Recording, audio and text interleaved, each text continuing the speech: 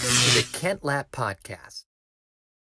Anthony Hendricks, thank you so much for being here. Man, it's been an honor to be here. Well, I was really looking forward to this. How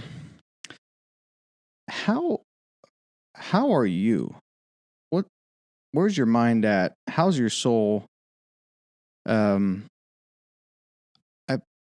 very weary. Mm-hmm. And honestly, a little emotional. Mm-hmm.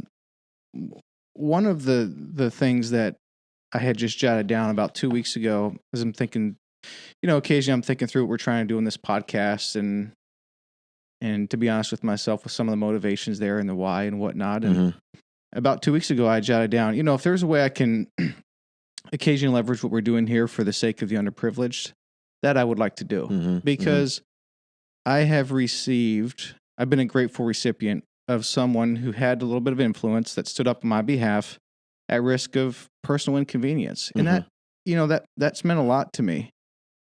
And then last Tuesday or Wednesday, I'm sitting in that chair where Lincoln's sitting, getting ready to start the day. And I don't know what even pulled up online. And there was something about this shooting, and like the first thought that I had was, oh, not again. Not again. Surely not again. Like this is a news thing from years past. Maybe this is a name that I've not heard of before, but surely not again. And of course I watched the video, and just so many questions. I mean, it really threw me. And but I can't imagine what you're going through. How are you? Man, I think over the past week, obviously I've been through various emotions, right? And so I think the first one, I was kind of like, not again. I don't know if I went into life after the last one thinking that this will not happen again. And so when the news started breaking, I think one of my emotions was, okay, let me back up. So I teach at Williamson College. I'm a professor. One of the classes that I teach is an urgent call to biblical unity. And so I walk my students through first the biblical foundation for why this discussion is even necessary. And then we go into probably a 4 to 5 week trek through American history, the way it should have been recorded. And then we end with, so now what? So in the course of me teaching this course, I kind of flow through the same emotions as I did last week. And that is, God, I know you've called me to kind of walk in this space for such a time as this. I don't know how long. Believe me, I've tried to get out of it because it's too difficult. But I also go through, seasons of hopelessness after reading the history of our country. And I know many people say we've come so far, but we have so far to go. And the issue of these kinds of disparities and these issues of brutality that are continuing to happen, it kind of throws you back. It's like, man, what am I doing? Like, what am I really making a difference? That's the question that I had last week. And then there's some anger. And the difficulty with being in this space is, as a Black man, I don't have the right to be angry, because then I have fed into the stereotype of Black men, right? I've always got to operate in this space with a smile. When in actuality, if anybody else was upset or about an issue, they could express their emotions rightly. Yeah. Right. And so you vacillate between these emotions of, man, I believe God is more powerful than this social construct called race in this country. I believe that. But then it's also one of those things where, I don't know if you've had these conversations with God, but it's like, God, I know you can do it, but will you do it? Mm-hmm. Right? I mean, we've suffered in this country for so long. Mm-hmm. And yes, we have seen some strides towards that beloved community that Martin Luther King Jr. talked about. But again, these kinds of issues continue to happen. So, man, I just vacillated between, man, what are we doing? Like, do I continue? Part of me wanted to call our president at the college and say, man, I'm just done. Yeah. I don't think any of this is going anywhere. Mm-hmm.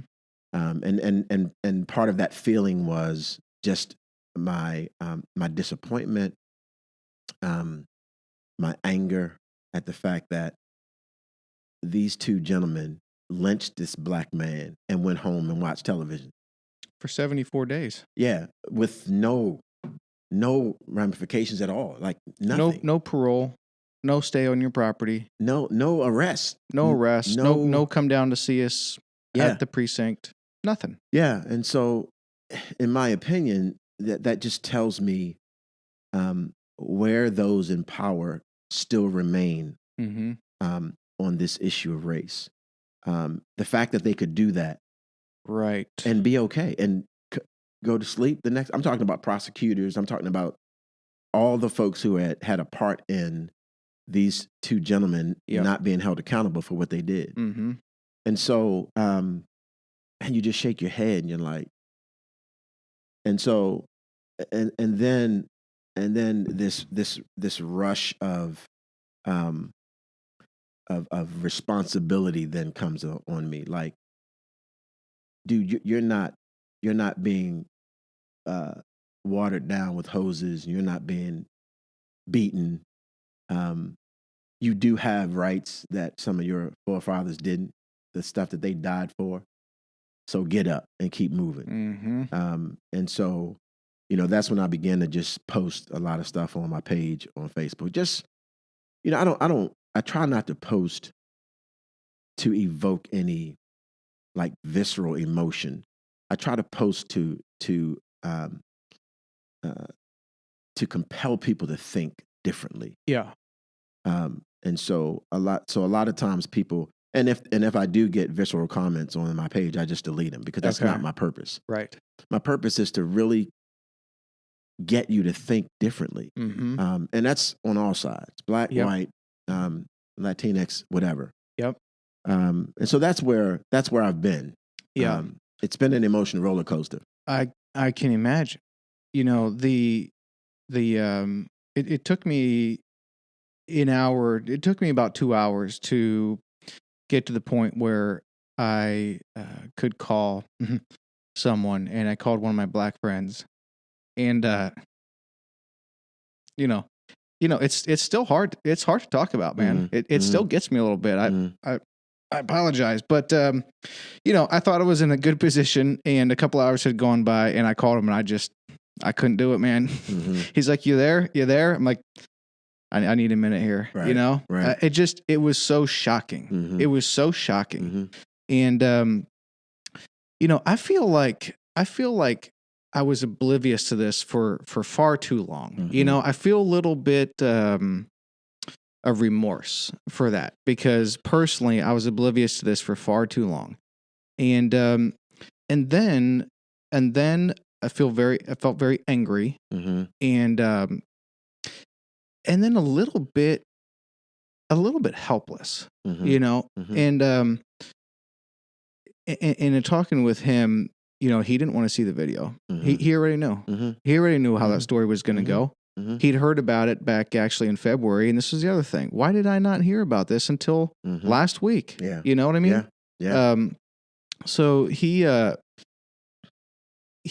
having to sort of vacillate sometimes between letting it be all consuming or ignoring it. And that is how I feel. Like I'm having a hard time kind of picking a good, wise, reasonable path here. Like if I want to get some other stuff done or to focus on other things, I feel like I need to ignore it, you know? And when I focus on it too much, it's too consuming. Or maybe it's not too consuming. Maybe that's the way it needs to be. But it's pretty all consuming. Yeah. Is that sort of how you find it too? That it would be tempting to ignore it, it'd be tempting to forget about it?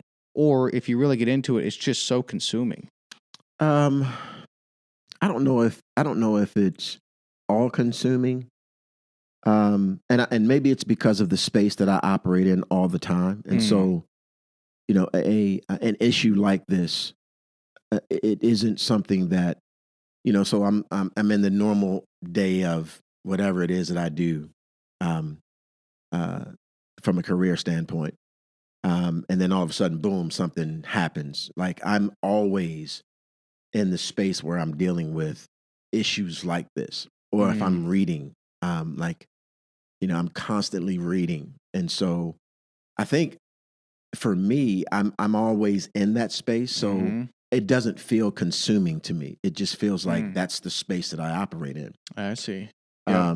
And so, so that's the reason why, you know, even when I heard about it, I stepped back for a moment and just kind of thought through, okay, what is the best, what is the best response that I can give to this particular issue that will evoke the most thought, that would evoke the most. So here's an issue that I'm dealing with. I wanted to evoke action. This is tough because, you know, there's an author. Her name is. She wrote a book called White Fragility. Have you heard about this book? I have not. And I'm forgetting her name. Robin DiAngelo. She is a sociologist out in Washington State. I can't remember the university that she is at, but she wrote this book, and so I read this book last year, and it really gave me language that I didn't have previous to reading this book. And what I find is most often in this space, I feel this this necessity to manage the fragility of my white friends. So in other words, the way I pose stuff, the way I post, I'm often kind of thinking, okay, so will this evoke anger? Will this evoke shame? Will this evoke guilt? Will it evoke action? And that's really what I want whenever I'm teaching, whenever I'm posting, whatever. And so in this particular case, I am seeing a lot of action. And I had a friend of mine, this white guy out of Texas, that we were messaging back and forth. And he, he put it into words what I was thinking, and he's thinking the same thing. And it's one of those things where, you know, everybody's walking for a mod right now. You know, they're running their 2.3 miles. And that's awesome. I love the fact that people are at least acknowledging that this is a huge injustice that must be dealt with. But on the flip side, I'm like, okay, but is that the action that we need? Like, okay, that's great. I'm so glad that you're running, and thank you. And I don't want my white friends to feel like, see, I'm trying to help. I'm trying to help, and that's not good enough. Right. So that's not what I'm saying. But what I am saying is, we have already run. We've marched. You know, we've protested. We've done all of these things, and some of it, yes, has brought about a change in policy, which I believe is the biggest action that can happen in circumstances like this. So, yes, run your 2.3 miles, but after you get home, sit down and begin to see what you can do about the structures that have been put in place that continue to pass racist policies, and those sort of deeply embedded issues that continue to affect our country from a perspective of race. Yes. And so one of the things that I'm thinking through is actually, I'm thinking about writing a book that really addresses, so what are the practical things? Because the one question that I get often from most white people when they become a little bit woke, right? That term woke means, you know, I've been asleep on this. It's kind of like you said, man, I can't believe it's been so long and I didn't know. that question is, okay, man, I get it now. So what do I do? Mm-hmm. Right. And a lot of times, I don't know if I have the answer in the ways that I want that answer and that I'd like to answer the question. Yep.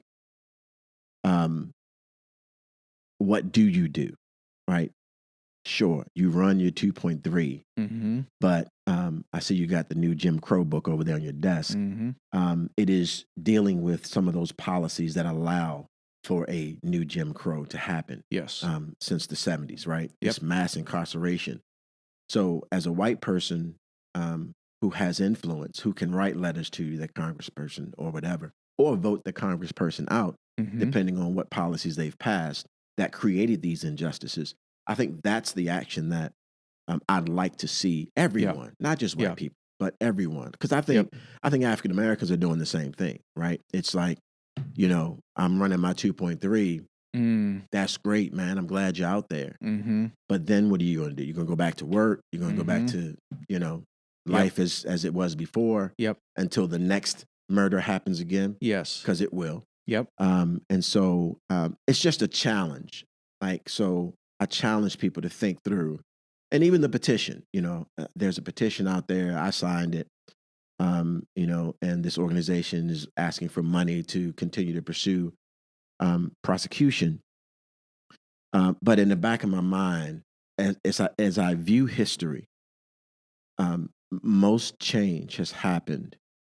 First of all, it's happened from a grassroots movement that has some kind of way made its way to DC, where policy was actually changed. Yes. Now, policy change is not the end all, though, because you can have a policy change, and we've seen this with the civil rights movement. That was a huge policy change. But then people who are very intelligent kind of found ways around the laws that were passed. And so we're still dealing with inequity. We're still dealing with racism at the highest levels. Mm-hmm. And so I think it's a both and. Mm-hmm. It's let's work towards policy change or people change, but also what can you do individually? Yes. And so that's a long answer to, am I consumed? I guess some of my friends will say I'm always consumed with this, because I see things, not just from a racial perspective, but I see things from a biblical unity perspective. Mm-hmm. Like I'm always thinking, why isn't this working? Yeah. Right. That's my question. Like, God, you said that if the body of Christ would be one, that the world might know that you sent Jesus and that you love them. So he, in this unique way, tied the gospel message to this thing called biblical unity, right? And, I focus on racial unity, obviously, but I think denominational unity, I mean, cultural unity, all of it. Mm-hmm. And so because that's the space that I'm in, I'm just able to kind of lean into this particular issue. Yes. And begin to discuss, okay, so how does this relate to this issue of biblical unity? Yes. And why is it still happening? Yes. Right. So. Well, so you would view it as primarily there's two kind of buckets or categories here. One, we need grassroots. We need change at a heart level across America in our citizens. And two, we need policy change. Is that how you would largely look at that? Absolutely. Yeah. And that book, we've talked about it, just yesterday with Patrick Miller's episode on this podcast. And that book, The New Jim Crow, talks, that's what it's all about. Mm-hmm. There's a glaring, disproportionate amount of arrests, imprisonments with minority people in this country, and particularly related to, or that book focuses on the drug laws and the war on drugs and everything. Mm-hmm. When there's less minority people in this country, however, the imprisonments is grossly, glaringly, obviously inflated. Absolutely. But the actual use of crime is the same. I mean, this is what we were talking about last night, is as it relates to the drug war, for example, why are tanks not rolling into colleges? Why are we not busting down the doors of these colleges, that even Ivy League colleges and schools in white suburban neighborhoods, they're using drugs too. Just Absolutely. FYI. Absolutely. Yeah. I yeah, mean, yeah. it's not like drugs are just being used in particular areas here. That book really focuses on that policy side. That's been really enlightening for me. Yeah. On the not showing anger front, I can see why you would. I can see the reasoning for that, but don't. But it's, how do you think about that? I mean, first of all, I mean, the obvious thing is it should be okay for you to express anger. Just like if something's bad happening in my family, I should be able to express anger. Right. Okay, so that's kind of obvious.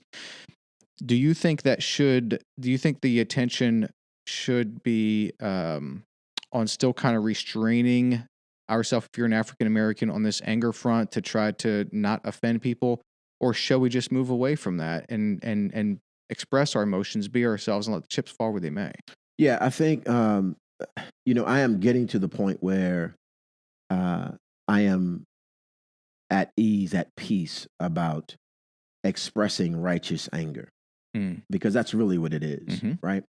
And so I think before it's very hard, or it's very easy to move from righteous anger to just flat out, I'm just going to rip your head off because I'm so angry about this. It's been going on for so long. Yep. But for me, when you approach it from a biblical perspective, then your battle is so much larger than just this issue of race. It really comes down to the heart of man, right? And so for me, I have kind of shifted a little, where I do allow people to see that I'm angry about this. But again, one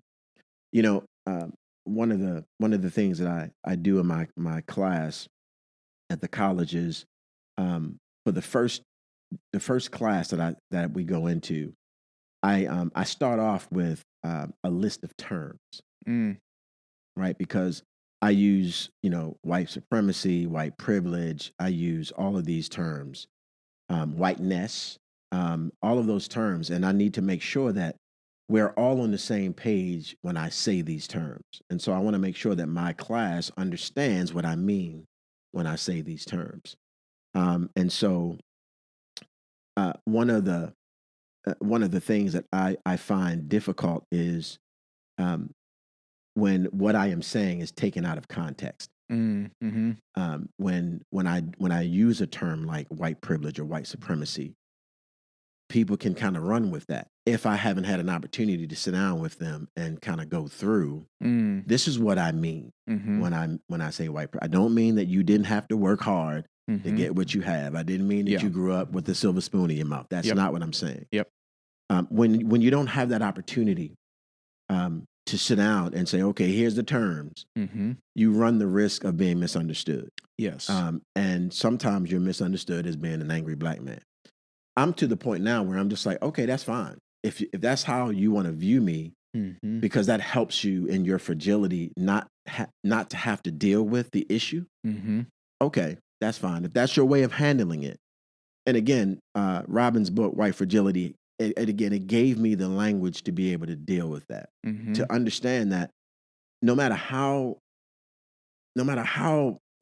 much I serve this thing up on a nice, neat platter, there are many white people who won't receive it, who will get angry, dismissive, disgruntled, and want to argue. And I've had all of that. And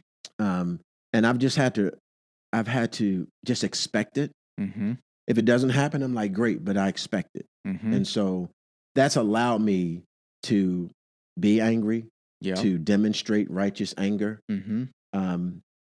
to let people know why I'm angry. Because I think a lot of America, because of the miseducation on this issue of race, don't understand why Black folks are angry. Exactly. That's a very key point, I think. Yeah. Yes. And so when we make statements, they're like, they dismiss it because, oh, that's not true. Yes. Or, man, they're just mad. They're just angry. Yep. They've been given all of their rights back and all that. And it's like, Yep. you just don't get it. Right? Yes. And so I'm able to approach the conversation really with more grace, because I recognize that most of those statements or actions are coming from an uninformed place. Yes. So then I think, man, I got to get them informed. So here's some books. Yep. Let's sit down and talk. Yep. So one of the, I'm curious what some of the arguments that you run into are. One of the things that I have noticed, or let's put it this way, probably the most common feedback that I've gotten since just posting more of these things in the last week is this idea that, that's not so, I mean, this really doesn't even deserve the light of day, but it's not so much about, race as it is just someone murdering someone else, Well, that's obviously not the case. But that's one thing, that you would hear, which I just find that, argument self-defeating. It's just, no. This had nothing to do with someone looking to murder someone, just some random guy. This was clearly racially motivated. There's no other feasible explanation. Right. What are some of the other arguments you get when it comes to like some of these terms, white supremacy, white privilege, these types of things? Is it people just don't think it exists anymore because here we are in America in 2020 and we're this safe country and we're supposed to be kind of the best in the world and we should have this stuff figured out? I mean, we're in the process of trying to figure out how to put people on Mars, we're pretty advanced in this country. There's a lot going our way. And so do you think it's that people just kind of instantly think there's so much going here. We have so much developments technologically and so forth. Surely we're still not dealing with race, are we? Is that where it kind of comes from, this oblivion, thinking we're better than we are? Or what are some of the arguments or the feedback that you would get? The one that you just addressed is a big one. Like, man, this why is everything about race? And that tells me a lot. When somebody says that to me, again, number one, it tells me that they're operating from an uninformed place. Number two, it tells me that the system that's been put in place is not broken. Everybody talks about how the system is broken.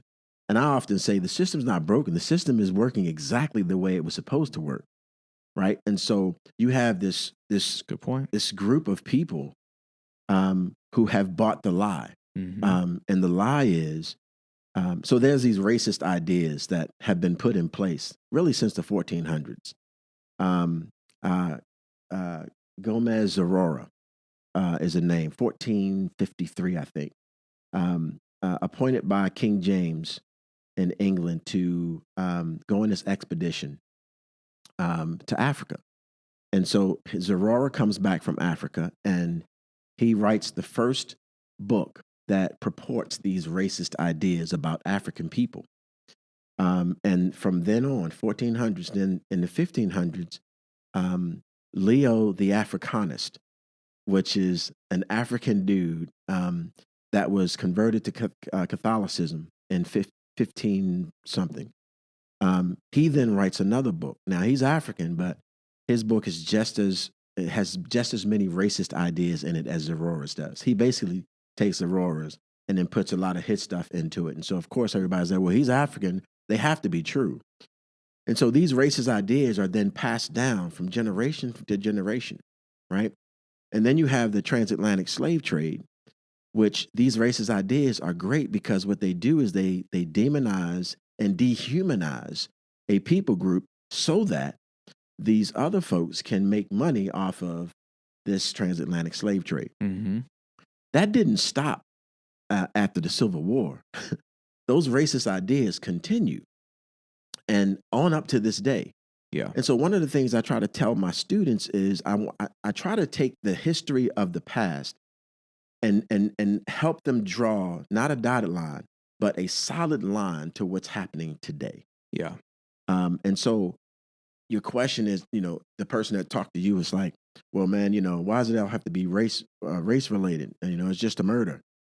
It's not just a murder. Right. And if you know the history, but that guy is one of a million that have been infiltrated by these racist ideas, right? And so, and part of those racist ideas is, okay, not only are they inferior, but they've been given some rights, and so they should be able to pull themselves up by their own bootstraps. I mean, we all did. This is a meritocratic society, right? So if you just work hard, you can get what you need. So the reason that they're in this position is because they don't work hard. Right. That's the lie. Yep. Right. Yep.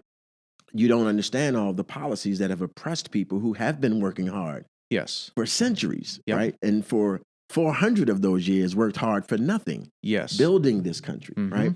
And so you get these comments, and what I hear immediately when I hear stuff like that is, man, he's believed the lie. And I can say that because I believed the lie for many years, right? If you're fed something often, and through media, through school, through interactions with people, eventually you're going to believe it. And so one of the ways that I disarm a lot of white people when I'm talking about this is I tell them my story, like how I felt about myself based upon the racist lies that have been told to me. And again, that's through media, movies, whatever you want to, whatever medium you want to look at. You begin to believe that stuff. And so it wasn't until I left corporate America and came to Tennessee to go into ministry, and I began to pastor white people. And at that point, now I'm sitting in my pastoral office, I'm counseling these white families, and that's when I was like, these folks are just as jacked up as I am. That was my first, and see, because in our society, man, you're told, man, white is right. They got it all together, right? That's the reason why they're so successful. It's not because policies have kind of ushered them into their success. It's because, they're the supreme race, right? Wow. And so when I got here and I started pastoring white folks, I was like, man, okay, so there's some lies here somewhere. Yeah. And so you get off comments often. You get challenged a lot, right? I remember I was teaching a class, and as a black person, you get challenged a lot, or as a teacher, or all of the above? I'm going to say both. Okay. Now, if you go to this gentleman and his wife and ask them, they'll say it had nothing to do with race. I know they will, but and maybe it didn't. In this particular instance, maybe it didn't. I try not to pull a race card unless it's absolutely necessary.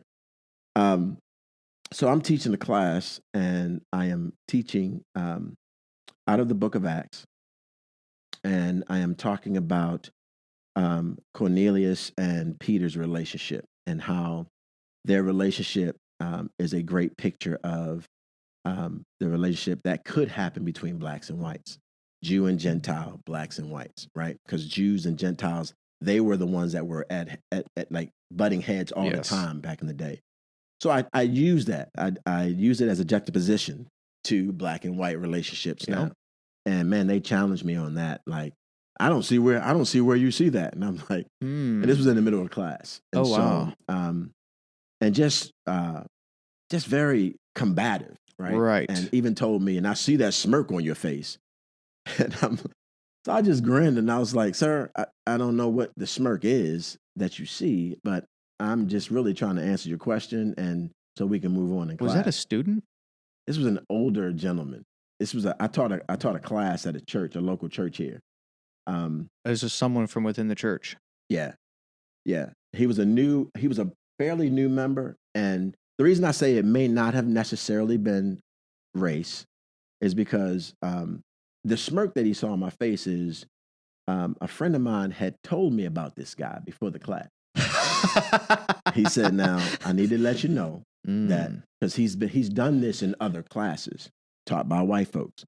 So from that perspective, I was like, okay, this is probably not race. He's just I don't know if I can say this on your radio. You can. Yeah, he's just an asshole. Right. Yeah, exactly. So well, that's the thing too. Right. A lot of people are just assholes. Right. And so in that particular instance, I really didn't see it as race. Yeah. But I'm just reminded, what I thought to myself is, man, if I were a white professor, would he have challenged me that way? Like open like that? And now, again, this is something that white people never have to think about. That's right. Right? Yeah. But it's something that always comes across our minds. Like, yes. And my wife was in the class, and she was hot. She was heated. And then his wife jumped in a little later on, and she had a point. Oh, no. It was interesting, man. So you learn to deal with fragility, which is really what it is. Yes.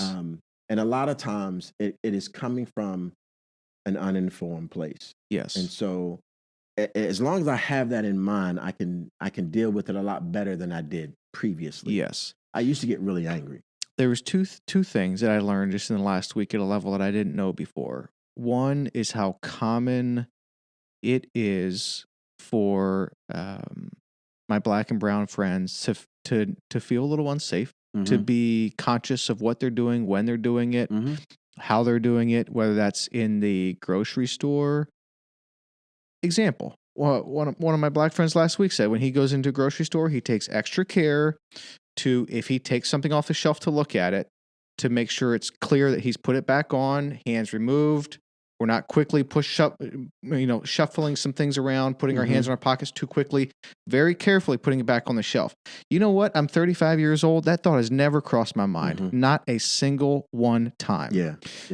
When he goes on a walk, he is a little bit, he thinks about it. He thinks about the time of day. He thinks about where he's going to go. He thinks about that aspect. So that's kind of the thing, number one, that I hadn't realized that it was so prevalent. I'm curious to hear your thoughts on that. But then the second thing is how the weight of responsibility that at least a few of them have said, including John Farmer, our pastor. He mentioned it actually this Sunday in church over the live stream. How the weight of responsibility he feels to make his white friends comfortable around him with his attitudes or his demeanor, just in general. It should not be so.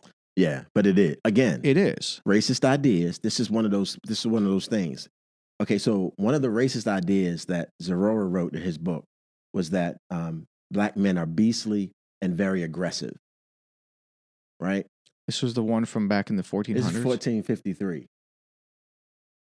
And today, right? Here's a funny anecdote to this whole thing. The fact that we have to wear masks in public now is a huge detriment to most black men, because you can't see us smile now when we approach you. And one of the things that that removes the fear from our white friends, especially white women, because they've bought the lie, right? That we are aggressive and you gotta be afraid of black men. We always find ourselves smiling when we're in public with white people, because what we're trying to do is we're trying to tear down that stereotype of I'm just this angry black man, or I'm this aggressive black man. You got to be afraid of me. With the mask on, you can't see me smiling at you. Yes. You know, maybe you can see my eyes if I'm smiling big enough. But so I've just noticed that I don't really even make eye contact with people anymore while I have the mask on, because I just feel like, man, they can't see. All they see is the color of my skin. And all that's going to drive them to is that racist idea. To your other point, I have not felt that what your friend felt. Like, I haven't felt that if I'm picking something off of the shelf, I need to make sure I'm putting it back. I've not felt that. But I have, I've been told that I'm a pretty confrontational person when I want to be. And so one day I was this is when I lived in Arkansas, but I was walking into a Walgreens, and when I walked in, the young lady at the front got on the microphone and she said, "There's a code blue." So I just stopped and I was like, know what a code blue is, Mhm. right? In my mind, I'm like, okay, so does that mean the black man has entered the building? Let's make sure we keep our eyes on him. So I'm walking through the store. I get what I get, and I get up to the front, and I ask her. I said, "So hey, just curious. When I walked in, I heard you say something about a code blue. What's that all about?" And she said, "Well, that just means that we had a delivery at the back door." I said, "Oh, okay, all right." But you just again, if you heard that, you would never stop No, and I think. never think about it. Do You you wouldn't. believe her? Man, again, I try not to play the card, man. I Okay. try to believe the best in people. Mhm. But I mean, it did go through my mind like, okay, Mhm. all right, a delivery at the back door. Right. All right. But yeah, I mean, it's real. Yep. And you try not to operate in that particular space all the time because Mhm. it's consuming. It's Yeah, all consuming. I'm sure. Yep. And I think in my experience over the years, I have gotten to a place where I'm fairly comfortable in my dual citizenship of cultures. Mm. And a lot of that is because of my involvement in the white culture. Like I've become culturally competent, Mhm. which is huge when you start talking about unity, right? And so for me, I'm pretty comfortable no matter where I am, right? There's this duplicitous operation that we as African Americans have to learn, right? Mhm. It's called code switching. I don't know if you've ever heard that before. No, I haven't. And so it's one of those things where you know which environment you're in, you've got to switch that code, right? And so if I'm in a white environment, then I'm going to make sure my diction is clear, that my posture is right, that I'm smiling. But when I'm with my boys back in Baltimore, where I'm from, I'll let go of the language. Like I'll conjugate some verbs. I mean, I'll just, so you're not, it's like you're not fully yourself, which is, it's a tragedy if you think about it. It's a massive tragedy. Right. Massive tragedy if you think about it. But if you understand why, you can't fully be yourself in most white spaces and be accepted as an African American. And that's probably difficult to hear, but it's probably because most of the friends that you've hung out with, they've already code switched by the time they got to you. And so to see them in a different environment, you'd be like, whoa, who is that? But it's just one of those things that you learn as you are navigating between spaces. Does that wear on? It has to wear on everyone, and I'd assume it wears on certain people more than others. And what I mean by that is, certain types of people, they need authenticity and genuineness and realness, and if they have to stuff that down, that's that's devastating. I mean, I have to think it's devastating for anyone, but. Is that, where do you fall in that spectrum? Was that an easily learned thing for you? Is that something that you just have a constant sadness every time you think about it, or you experience yourself doing it, or? It's not a constant sadness, but it is. There are times when I'm just tired. I'll go home and my wife and I will talk, and we're just tired sometimes. We're just like, man, I'm so tired of existing in a white world where sometimes I'm invisible. Sometimes even if I'm visible, my opinions are not necessarily all that important. Now, people aren't saying these things. You just feel it. And so sometimes you're just like, man, I just want to exist in a space where people know me. Yeah. And I'm just me. Like, yeah. So, well, that's what we need. That's what we need. It's not a, oh, that'd be great if that happened. Like, there's a reason we have different cultures. There's a reason we have different ethnicities. And like, this was by design. This was no mistake. Absolutely. And so when you have a particular culture or ethnicity that's trying to sort of, or needing to change their ways to kind of work in society, it's Well, it's a massive shame Mhm. because now we're missing something. The world is missing something. Yeah. We're missing a piece of the culture that's supposed to be here, but we're stamping it out, and so now we're missing it. Like there's a Yeah. loss there. Yeah. It's the reason why for everyone. Yeah, it's the reason why a lot of white churches they have this desire to become a diverse church, a multi-ethnic church, but they'll never reach that desire, that goal, because they don't know how to not ask people to assimilate to their culture. Yes. So rather than asking people to assimilate, you should just accommodate, right? So accommodate the cultures that are coming in, but that means something, right? That means you got to change some music, Mm-hmm. you got to change some maybe preaching styles, Mm-hmm. because you want to accommodate the other groups that are in there with your people. Mm-hmm. The problem is your people aren't ready for that, right? And I've been in spaces where pastors understand that, and so they'll never make that change, because if I begin to allow this other group in, and then I begin to accommodate that group, then what's going to happen to these people over here? Mm-hmm. They're just going to leave and go to another church. Yeah. Right? That's, catering to white culture. Yes. Right? And so it's a difficult decision. I think it's a very biblical decision. As a matter of fact, I think it's a biblical mandate that we be unified, even in our churches. However, it's one of those, I told you I wrestle with God. I know it's your desire. I can even say it's your will, but I don't know if it's ever going to happen here in the States, in the United States. I don't know. It's just because now you're beginning to deal with, the whole issue of capitalism, and how I believe that the spirit of capitalism has infiltrated even the church.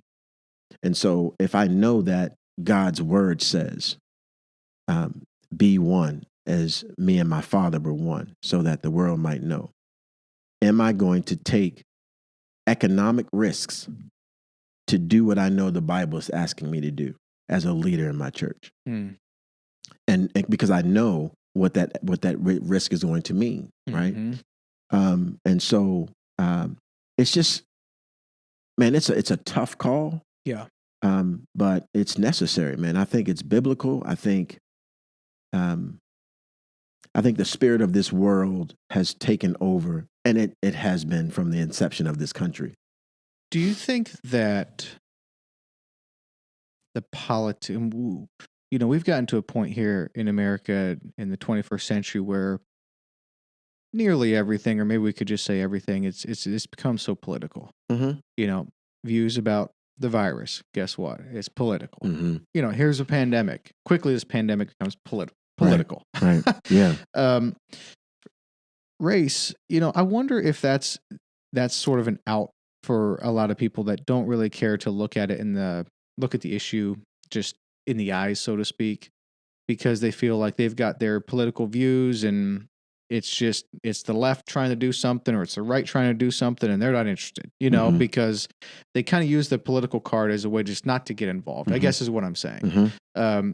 I mean, I notice certain people that don't tend to like or comment on some of my social media stuff Mm-hmm. when I'm posting about some of this race things. Mm-hmm. I don't think that's coincidental, Mm-hmm. Mm-hmm. Right. And I think the political aspect of this can be like an out maybe for some people. Would you agree with that? Oh, absolutely. It's one of those. If I'm fragile about this issue, then I'll use this particular card to get out of the discussion, right? And so, yeah, okay, man, okay. That race stuff is just too political. Most people that are dealing with it are liberal. Yes. And I'm like, man, as I read scripture, man, I think Jesus would have been labeled as a liberal. I really do. Mm-hmm. Because he constantly reached across to the disenfranchised and marginalized, and always was ministering to them. Yes. And so, yeah, I think the issue of race is so deeply embedded in our country, right? I said it earlier, from our inception, the colonies were created, and I mean, almost immediately, this construct of race was created. As a matter of fact, the construct of race was really created in England. It was shipped over here with all the Puritans or whatever. But this construct, it's a social construct that was created to subjugate a people group, right? And so even the Polish and the Irish, they got on board. Like when they came here, they were Polish and Irish, but then they got the, whoa, wait a minute. I think we should be white because white is that's the group that gets all of the pluses, right? And so they dropped Polish, they dropped Irish, they dropped those names and they became white. Right? Their names for themselves or their language or the name, like their cultural identity. Oh, I see. Right, and started to kind of take on like white names, so to speak. Actually, they are in this group of whiteness. They're still Polish, they're still Irish, but they figured out that, man, okay, I'm being ostracized and marginalized as a Pole or as an Irish person, but as a white person, I get all the benefits that everybody else gets. Well, except for the Native Americans and the African Americans, right? And so this construct continues to build over time.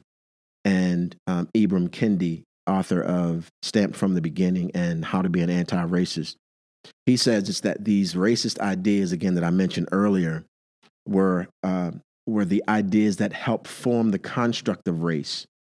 And then the construct of race helped form racist policies. Yes. Right? Because those policies then kept us in our place.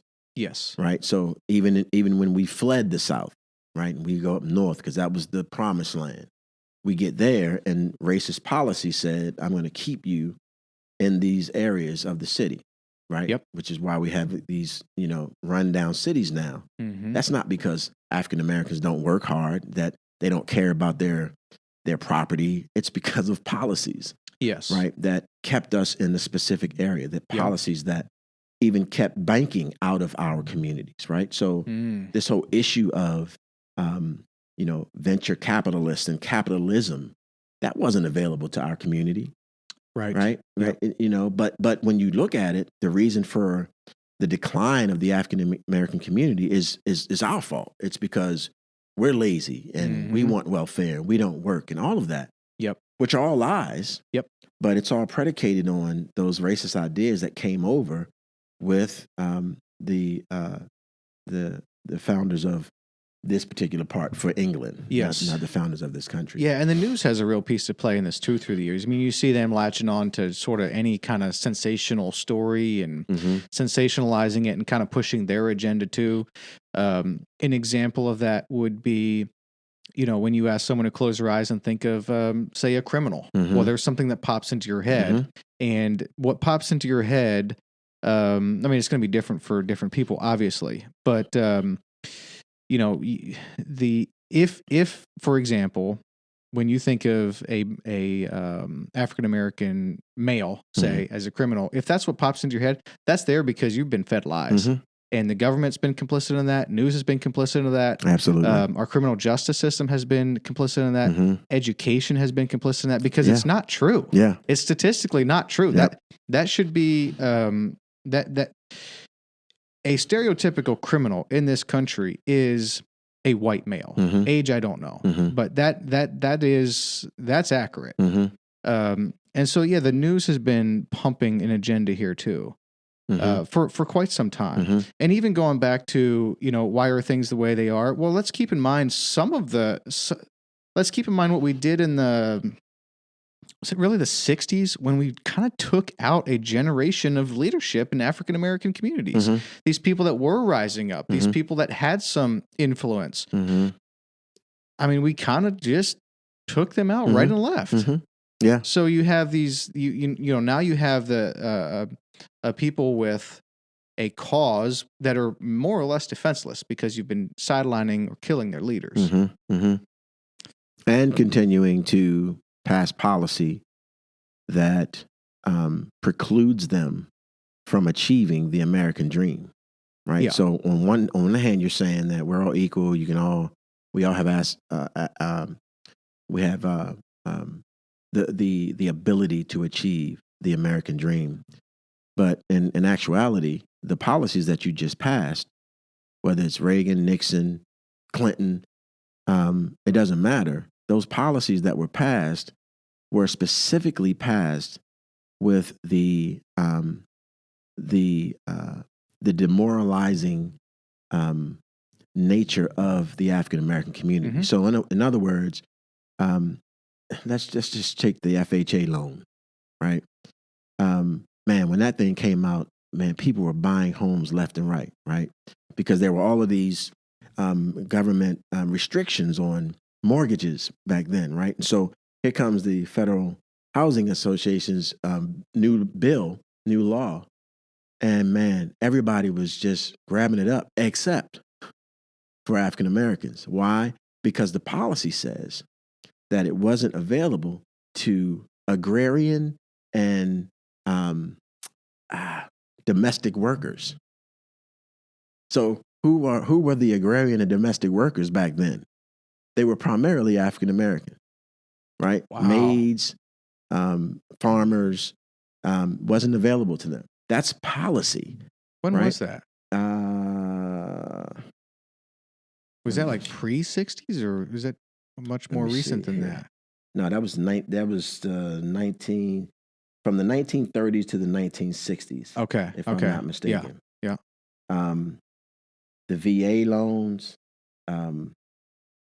By the way, all of these are government subsidized programs, right? Mm-hmm. So, but when it was government subsidized programs that were going towards white people, white families buying homes and those kind of things, it was great. Yes. But when you had African Americans getting government subsidized, it's a handout. Yes. Right. And Yep. so, you know, it's just, and you know, and that, so. And that's but we could go down the list. I mean, so I wasn't even aware of the FHA thing. Yeah. I wasn't even aware of the VA thing. Yeah. But it's just time and time again. Did you know that you probably knew this, interracial marriage was not legal in Alabama until November of 2000? Yeah. I graduated high school in 2002. It was not legal in the state of Alabama until 2000. Yeah. And don't you think that's another place we go wrong here, where we think that, look, we understand that this was bad things happened. It was years ago. We've moved on. Look, I mean, some of these recent just killings aside, a lot of this stuff, it's not been that long ago. Yeah. And so, of course, we're going to be working through it today. Of course, we have to kind of reason through it and work through it together and assess the issue. And of course, we're going to be dealing with repercussions today. This is not something that just happened 100 years ago. Well, according to Mitch McConnell, it is so far back that, you know, we don't even need to be dealing with it. You know, when they had the discussions on reparations in the Capitol, I think it was last year, 2 years ago, you know, his statement was that happened so long ago. Wow. And again, I'm like, man, you're a senator. You've got to know. Right. There's no way that you are uninformed on this stuff. Like, did you just make that statement, or are you really that uninformed on these issues and policies that affect race in this country? Yeah. And that scares me, as he's a representative of ours, right? Yes. So you mentioned banking. Somewhere I saw a trailer for a movie. Like, I don't know if you remember seeing it. It was a trailer for a movie. It was like about one of the first black bankers, I believe. Yeah, Do you know what I'm talking about? It's called The Banker, I think it is. The Banker. Yeah, that's exactly what it is. Is that movie out yet? You know, somebody sent me a text message on it the other day. It was supposed to release. I wonder if it's been delayed because of the virus. No, it was delayed. Originally, it was delayed because one of the family members of the guy that was portrayed in the movie said something about the guy, like that he had sexually molested her or something like that. And so there was this kind of cloud over the release. And so they held it up. Oh, and then I think the virus happened. And so it's still kind of there. Okay. I think it is releasing. Yeah, because I've seen the trailer for it, and then now that we're talking, it rang a bell, and I was like, man, I haven't seen that on we watch all our movies on iTunes now, just on Apple Yeah. TV, and I Yeah, haven't yeah. seen that as popping up as available Yeah, yet. So it should be coming out soon. But Yep. that's a whole nother. Like I'm reading a book now called "The Color of Money: Black Banks and the American Wealth Gap." It's by Mirza Maradaran, I think is her name. Oh my gosh, you're talking about eye opening. You just understanding that we live in a capitalistic society. Mhm. Most of your success is going to happen somewhere around economics. Yeah. Right. Yeah. And so just the atrocities that my people have gone through from a policy perspective as it relates to banking and to the economy. You know, I was talking to my wife yesterday. I was like, babe, I don't understand how we have made it to where we have made it with all of these hurdles that we've had to either jump over or crawl around or get under. Mm-hmm. And still, yeah, I just, it amazes me. Like as I'm reading the things that were done, and even when black banks were created, like we wanted to create banks within, let's say, Harlem, right, where all of our people are in Harlem. So there's a bank created, black bank created in Harlem, with the desire to, first of all, give black people a place to place their money, but also to give black people a place to get loans for homes because they couldn't get it from white banks, right? And so what happens is, you know, these black banks, they rise and they begin to help the people in that community. Now, most of these people aren't very wealthy, so their deposits are not that much. They're withdrawing more than a normal white family would because of just the economics of their family, right? They're in this place where they can't be but so successful financially. And then if they're going to get a loan for a mortgage, because America has this idea that black homes don't appreciate, they depreciate, right? Because if a black family moves into a white neighborhood, those white families were then told, your homes are about to depreciate, you need to sell now. And then who they sell to? They sold to other blacks who were moving into the area at much higher interest rates, by the way, right? And so these black banks who are carrying these loans, they're making loans to these families so that they can get homes. But guess what? As soon as they move into this neighborhood, those property values, they go down. So the loan is right. In some cases, you could immediately be underwater. Exactly. Just because of the color of your skin. Exactly. And so, these banks are trying to help these people, but they're struggling because if you know anything about banks, it's all about loans, right? It's like if you get the loans, then another bank will, you know, subsidize those loans, and that's kind of how it happens. Yep. And it's just it's a no-win situation. Yeah. And man, a lot of those black banks held on as long as they could, but a lot of them faltered. And then there's this one story I was reading about one of the bankers, very prominent banker in Chicago, who did make his way somewhat into the white world, and he was a part of this association of bankers who they were contributing money. It was before FDIC. So this was a group of bankers who came together and said, we're going to make sure that our money is safe. So you put some of your money into this association, and if we hit hard times, we'll feed that money into your bank so that you won't fold. Well, here comes the Depression. Every other white bank was helped by this association, which, by the way, this black banker was giving money to. And they let his bank fold, and he lost it. So I'm like, all right. So, you know, that's when I was like, babe, how in the world did we make it? Yeah. Like, how?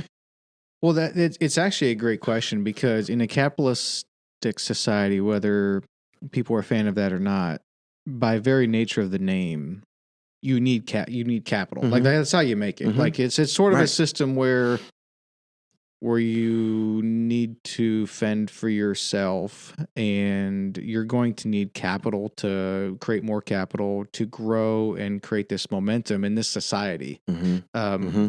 And there's some upsides and there's some downsides to that. Mm-hmm. How many kids do you have? Do you have kids? I have 4. What are their ages? 23, 20, 15, and 12. Boys and girls, or 2 boys older, 2 younger girls. 2 boys and 2 girls? Yeah. Nice. Yep. What kind of conversations have you had, or are you having, or will you have with them that maybe I won't have with my kids because they happen to be white? Oh, yeah, all the time, man. I'm telling them all the time, they have to be better than. Like, you have to be better than the next white guy or the next white girl in your class just because of the color of your skin. And you probably have teachers who have bought into racist ideas about you because of the color of your skin. And so they may even, so it's a story. We were in Arkansas. My son's in the 7th grade. We transferred to Arkansas from Northern Virginia.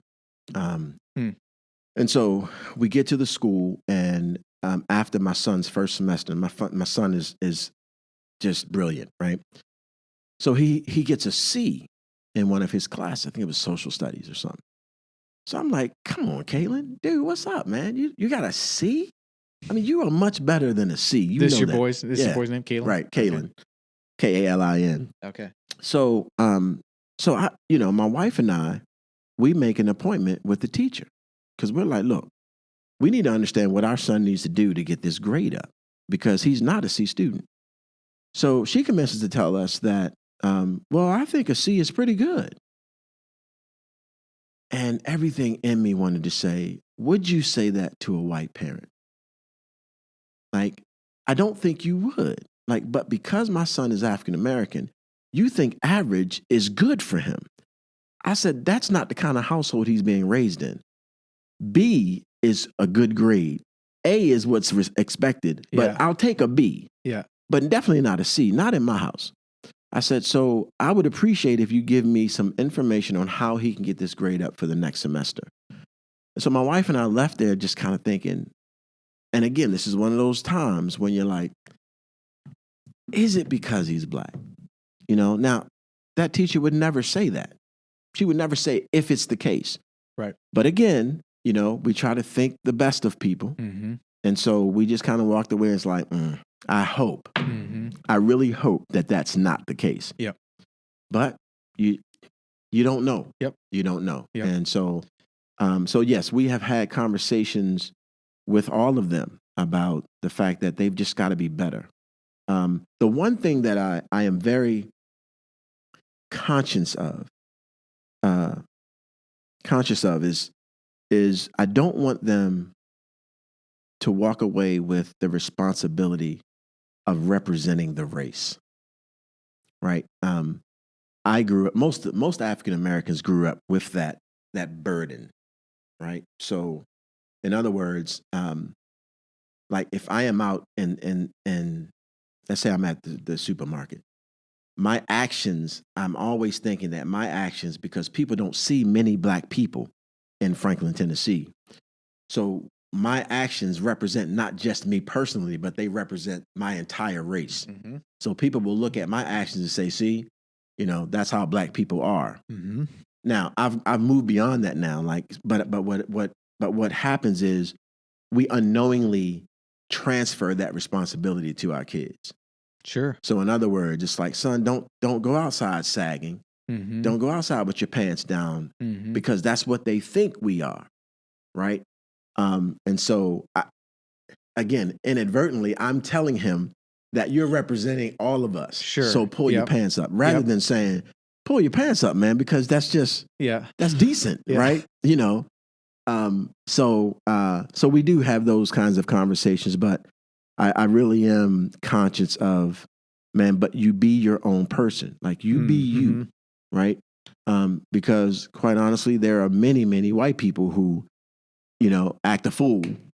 Oh, yeah. But they're never thinking, well, if I act this way, they're going to think all white people are like that. No, that thought's never crossed my mind. To be honest with you, that's not something that white people think about. Right. No, Right. it's not. It's if there's a white person acting foolish, it's he came from a bad family maybe, or he had some maybe some friends that had a bad influence on him, or he's having a bad day. Right. You know what I mean? Yeah. Or that type of thing. But no, it's never associated with race.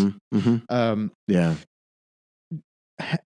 How this is something I've been curious about, because you mentioning that it's not the first time I've heard that idea of having that discussion about, you need to be better. But how does that wear on kids, though? That seems like a lot of pressure. It is. Yeah, it is. Because what it's almost saying is, everybody out there thinks that you're not better, right? And so there's this immediate thought that, well, am I better? Like, why do I have to try harder? Exactly. Why do I have to be better? Yep. And the unfortunate answer to that is because of the way this country is, right? The way we were birthed, the way we have been, and the way we continue to be. It's unfortunate. It's unfair.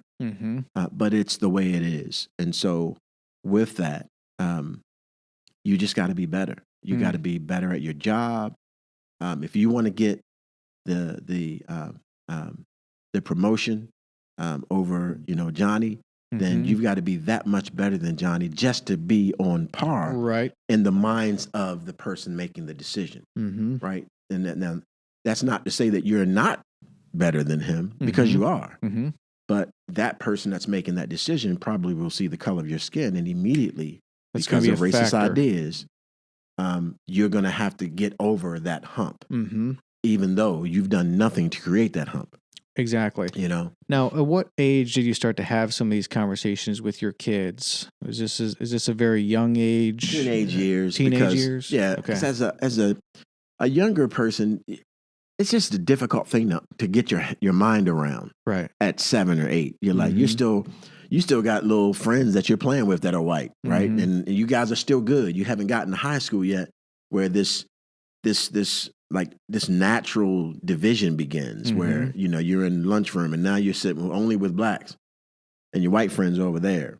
I don't know why that happens in high school, other than the fact that maybe young people at that point in their lives begin to see differences in the way their parents treat others, the other, and then they kind of vicariously get into that start to follow their lead, exactly, in a sense. Right. Yeah. I don't know, but it does happen right around high school. So it's funny, because I was talking to my kids the other night at the dinner table, and I said to my daughter, who she's like me. She's an outgoing people person. She's got friends all over the place.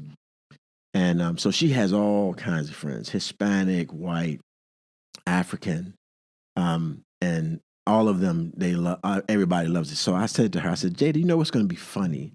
I said, no, it's going to be interesting how those relationships matriculate into high school.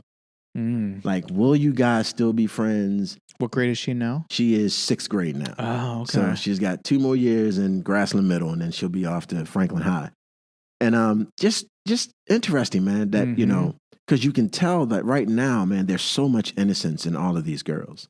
Like, she had her, what was that, 10th? Yeah. Man, it was 2 years ago now. But her 10th birthday, and we had a big party at Embassy Suites. They went swimming and everything. And you can just tell there's no difference with these girls right now at this age. Okay. And at some point, there's a shift. Yeah. And man, I don't know if anybody's written anything on that shift. Well, as you're talking, it made me curious. Do you think any part of that shift is they are becoming an adult and they are becoming their own member of society, and society is saying certain things and they're starting to believe these things? They're kind of stepping out from underneath their parents' wings, in a sense. I think that's a good point. And they get out here in the society, but we've already established society's not saying the proper things that it should be saying about race. And so as they start to learn these things, or maybe even believe some of these things, then it starts to affect. Yeah, that's a good point. I mean, This was something that I was curious, and maybe you don't know anything about this, but um, I've only been through London one time, and it was on the way to somewhere else, and it was years ago, and it was just like 1 or 2 days, but my perception is, okay, I could be very wrong here. My perception is that black and white people live together in a better situation in England than they do here. Do you think that's accurate? And if so, what? I think I've had that same thought. And I don't know if it's because they have, in some sort of way, treated this issue of race a little differently than we have in America. But again, I'm like you. I haven't experienced the culture enough to kind of make a definitive statement on that. Yeah, and to my knowledge, again, I don't know here. But to my knowledge, is they don't have the awful history quite to the extent that we do here either. That's true. That's an assumption. I don't know that that's actually accurate, but I'm pretty sure it is. But yeah, they didn't have the 400 years of. It's pretty hard to do worse than what we did here in this country. Yeah. But even the countries that, I don't know if you could call it worse, but those countries who have had racial turmoil, they've just dealt with it a lot differently than we have. If you think about South Africa, they came out and admitted, man, we've done something wrong here. It was a tragedy the way that we treated people of color. Rwanda, they had a day of reconciliation where the government came together and said, okay, the Tutsis and whatever the two tribal groups were, the Hutus and the Tutsis.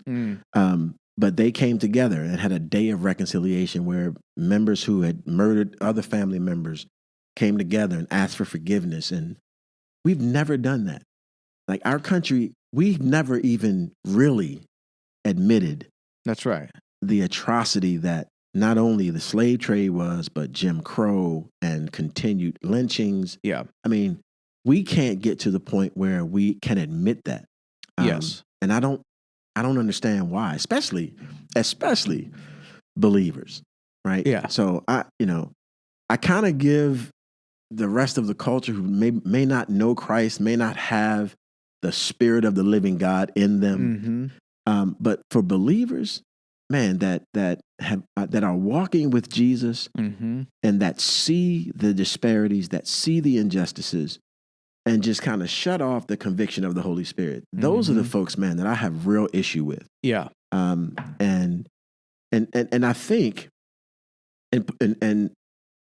part of my disgust with the American church is the fact that we have been so complicit in this issue of race and even heavily involved in the atrocities of race that I don't know if we could ever get beyond it, because in addition to that, we now are at a place where we don't even want to acknowledge it or admit it. And then, with sin, before you are forgiven, you got to confess it. Right. Yeah. Right. And so, man, we just, and again, these are people who love Jesus, right? I mean, I think about, many people don't know this, but I teach this in my class that, the great theologian Jonathan Edwards owned slaves, right? He was a slave owner. George Whitefield, actually smuggled slaves across the Georgia border because it was illegal to own slaves back then. And so you think about, these are giants in the faith. You just never hear about that. Right. I didn't learn that in church history. Yeah. Right. Yep. In school. And don't you think that's a good example of just taking our lead from the culture?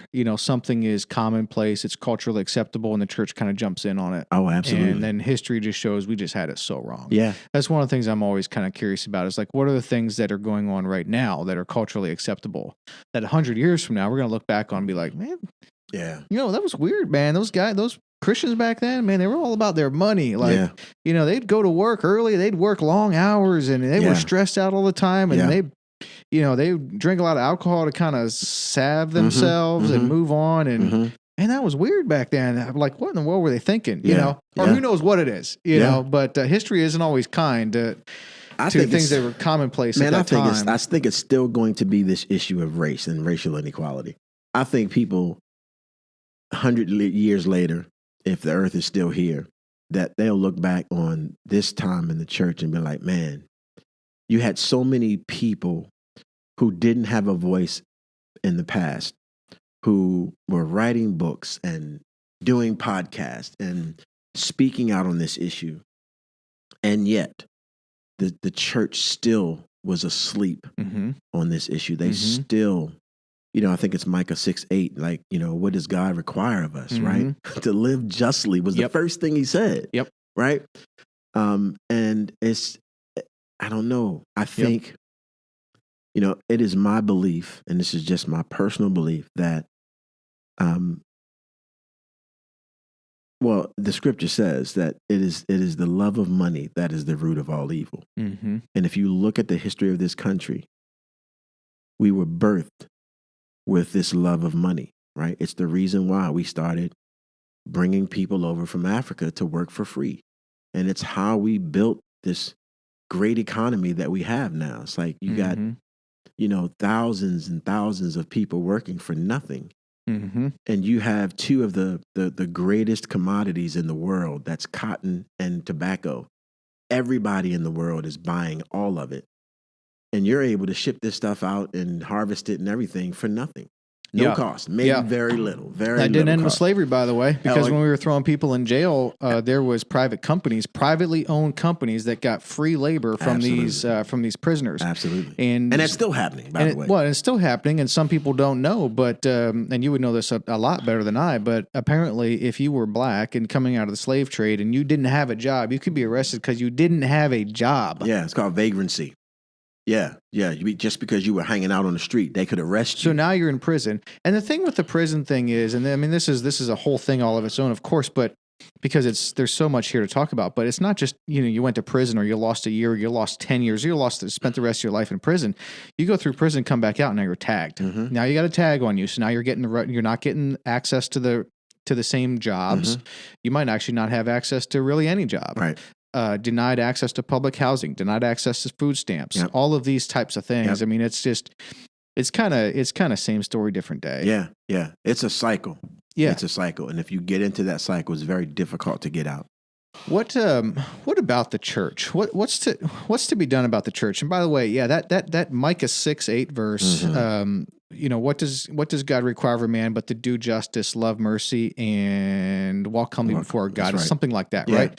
And so that's just a verse that people need to think about if they're thinking, well, this race thing, you know, I don't have anything to do with this, or it's, you know, in my church we don't struggle with it, or it's a political issue, like these types of things. You don't get that pass because that's the inspired holy word of God. You know, those verses are in there for a reason, you know, and so that verse matters in the Bible, and that's an instruction to us as believers to do justice. So this isn't optional, right? You know, it's not optional. So as it comes to the church, I'm curious what your thoughts are here, because you mentioned something about accommodating, not assimilating. The other thing that's common is I know there's at least some churches now that are looking specifically for, say, black pastors. That can be, I think, good. It can also be very, very bad if they're looking to check a box and have a black pastor as kind of a token type situation and not have influence. Right. And that does happen. And that's super shameful. You know, music, you know, if we're going to have different cultures in a congregation, I, as a white person, can't be comfortable all the time. If I'm comfortable all of the time, we're not doing it right. Right. Yeah. If you want multi-ethnic, multicultural gathering of people, and one of that particular ethnicities or cultures is comfortable all the time, white people, then that's not going to work. That's right. We used to tell people all the time in our church when they were coming in, this was at Strong Tower Bible Church. I pastored here in Franklin for 9 years with Chris Williamson, senior pastor.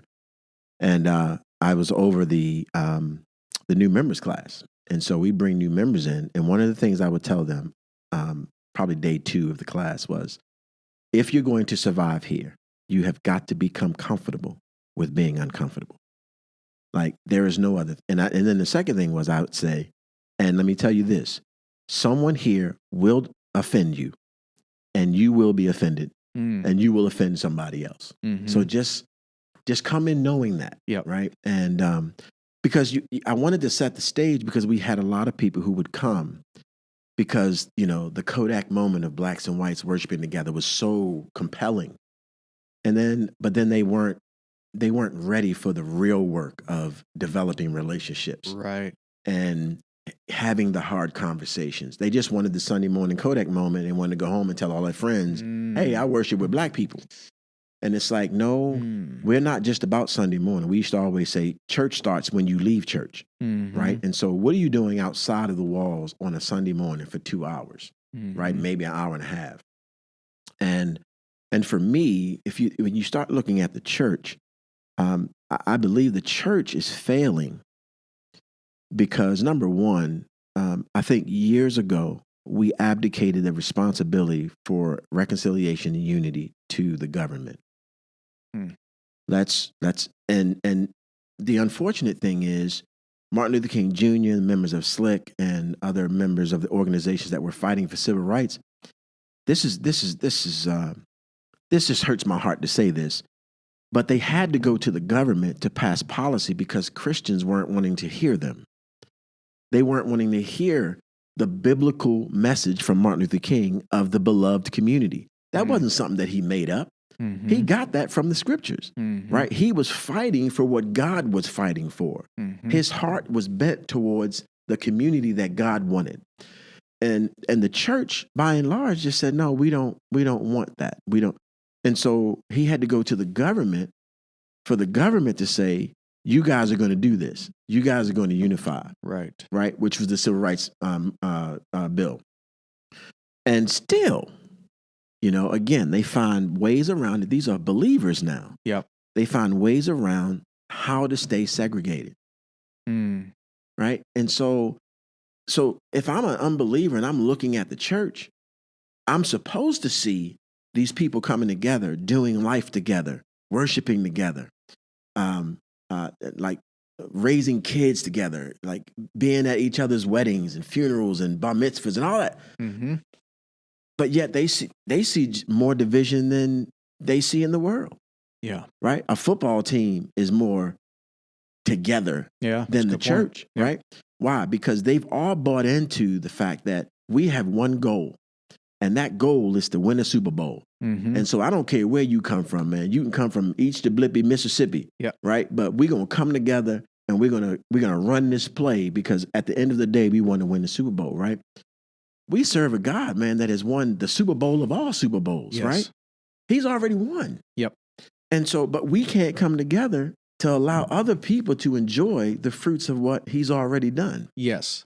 And so, man, for me, man, that is such a, it's a difficult thing to talk through because even when people come and they hear this, because of comfortability, they will go right back to life as normal. Yes. Well, as you were talking there, and you exactly said it, just as I was thinking it, that football team has a common goal, a common ambition, a common passion, a shared interest. Like they are pulling together towards that same focal point.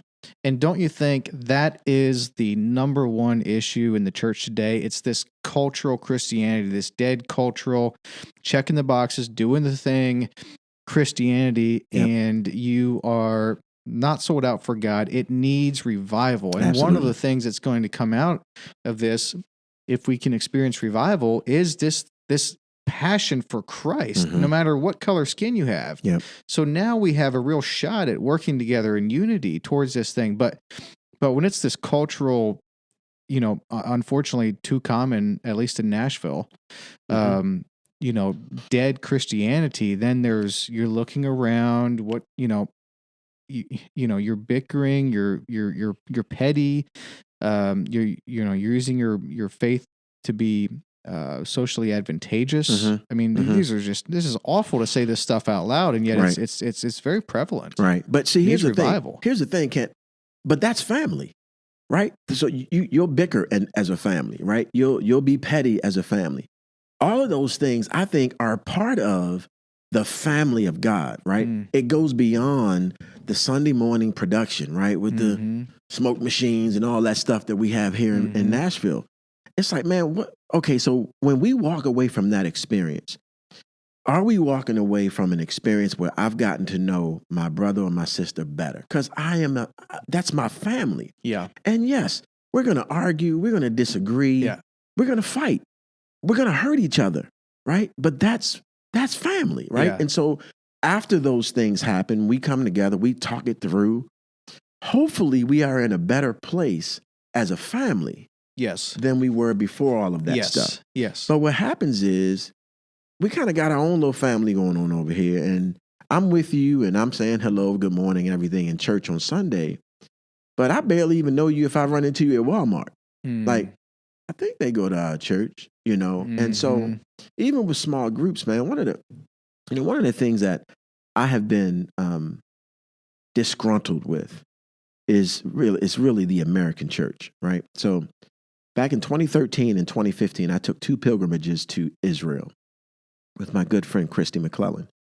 And man, it changed my perspective of who the body of Christ really is. Like, and I came back here like, what are we doing? Like, what are we doing? Mm. And so, man, I struggle on Sunday mornings a lot. I struggle with this. I call it this made up Christianity, like where, man, people, I don't feel like there is this authenticity that you see in scripture with people that, man, look, I'm jacked up, man. Mhm. This is who I am though, man. Mhm. But that's the beauty of the gospel, Yes. right? Yes. So 100%. if I'm not spending my time trying to look like I got it all together, Mhm. then people will see, man, that boy is a mess. Yeah. But God loves him still. Yes. Right. And so that's what I got from Israel, man. Because, man, I was in a very difficult place when I went. And I remember the voice of God saying, man, I know exactly what you're into. And guess what? You're still my man. I still love you. Mm-hmm. Right. Because it's not about what you're doing on Sunday mornings. It's not about your performance with me. Yes. I've already accepted you. Right. And so if we can grasp that concept of family, again, it goes back to the beloved community. I think, matter of fact, I know Martin Luther King had something when he kept talking about this beloved community. I think he saw it. You know, I think that's the dream that he had, right? It wasn't his dream. Yeah. Right? I tell people all that wasn't his dream. He just regurgitated the dream that God had. Right. He gave him the dream, right? And so, but we've got to be willing to move beyond us, our comfort, our people, our individual communities, and be able to walk in authentic community with other people. Yes. And that means I may not agree with you.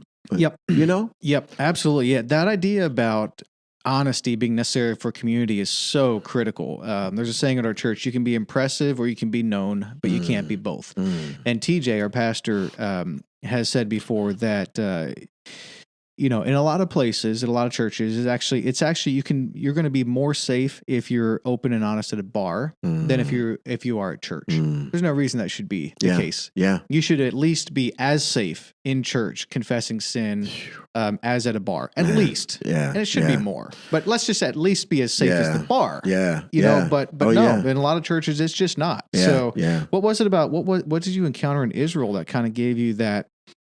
I guess that renewed vision for how the church maybe should be, or that was different than what you were experiencing here in America. You know, I was challenged in my own personal authenticity with God. Okay. Right. I grew up in a Christian home, saved when I was young, 11 years old. I learned the action of Christianity. Right. Mm-hmm. It wasn't until I got older that I began to experience Jesus, right, in a real, authentic way. And part of that was because of, when you're young, you haven't had many failures, right? You're pretty cool. Like you're and you begin to think that, man, God loves me because I'm a good person. Right. Right. Yeah. I may have stole that pencil from class the other day, but I'm pretty good. All in all, not too bad. Exactly. But when you have, when you get married and you go through parenting and you start struggling and you make mistakes, you begin to see, man, okay, this thing is not just about being good. Yeah. This thing is that God is good. And in spite of who I am, my life is in his hands, right? And Yes. so I think as you begin to internalize that, all of this other stuff is just it's fluff.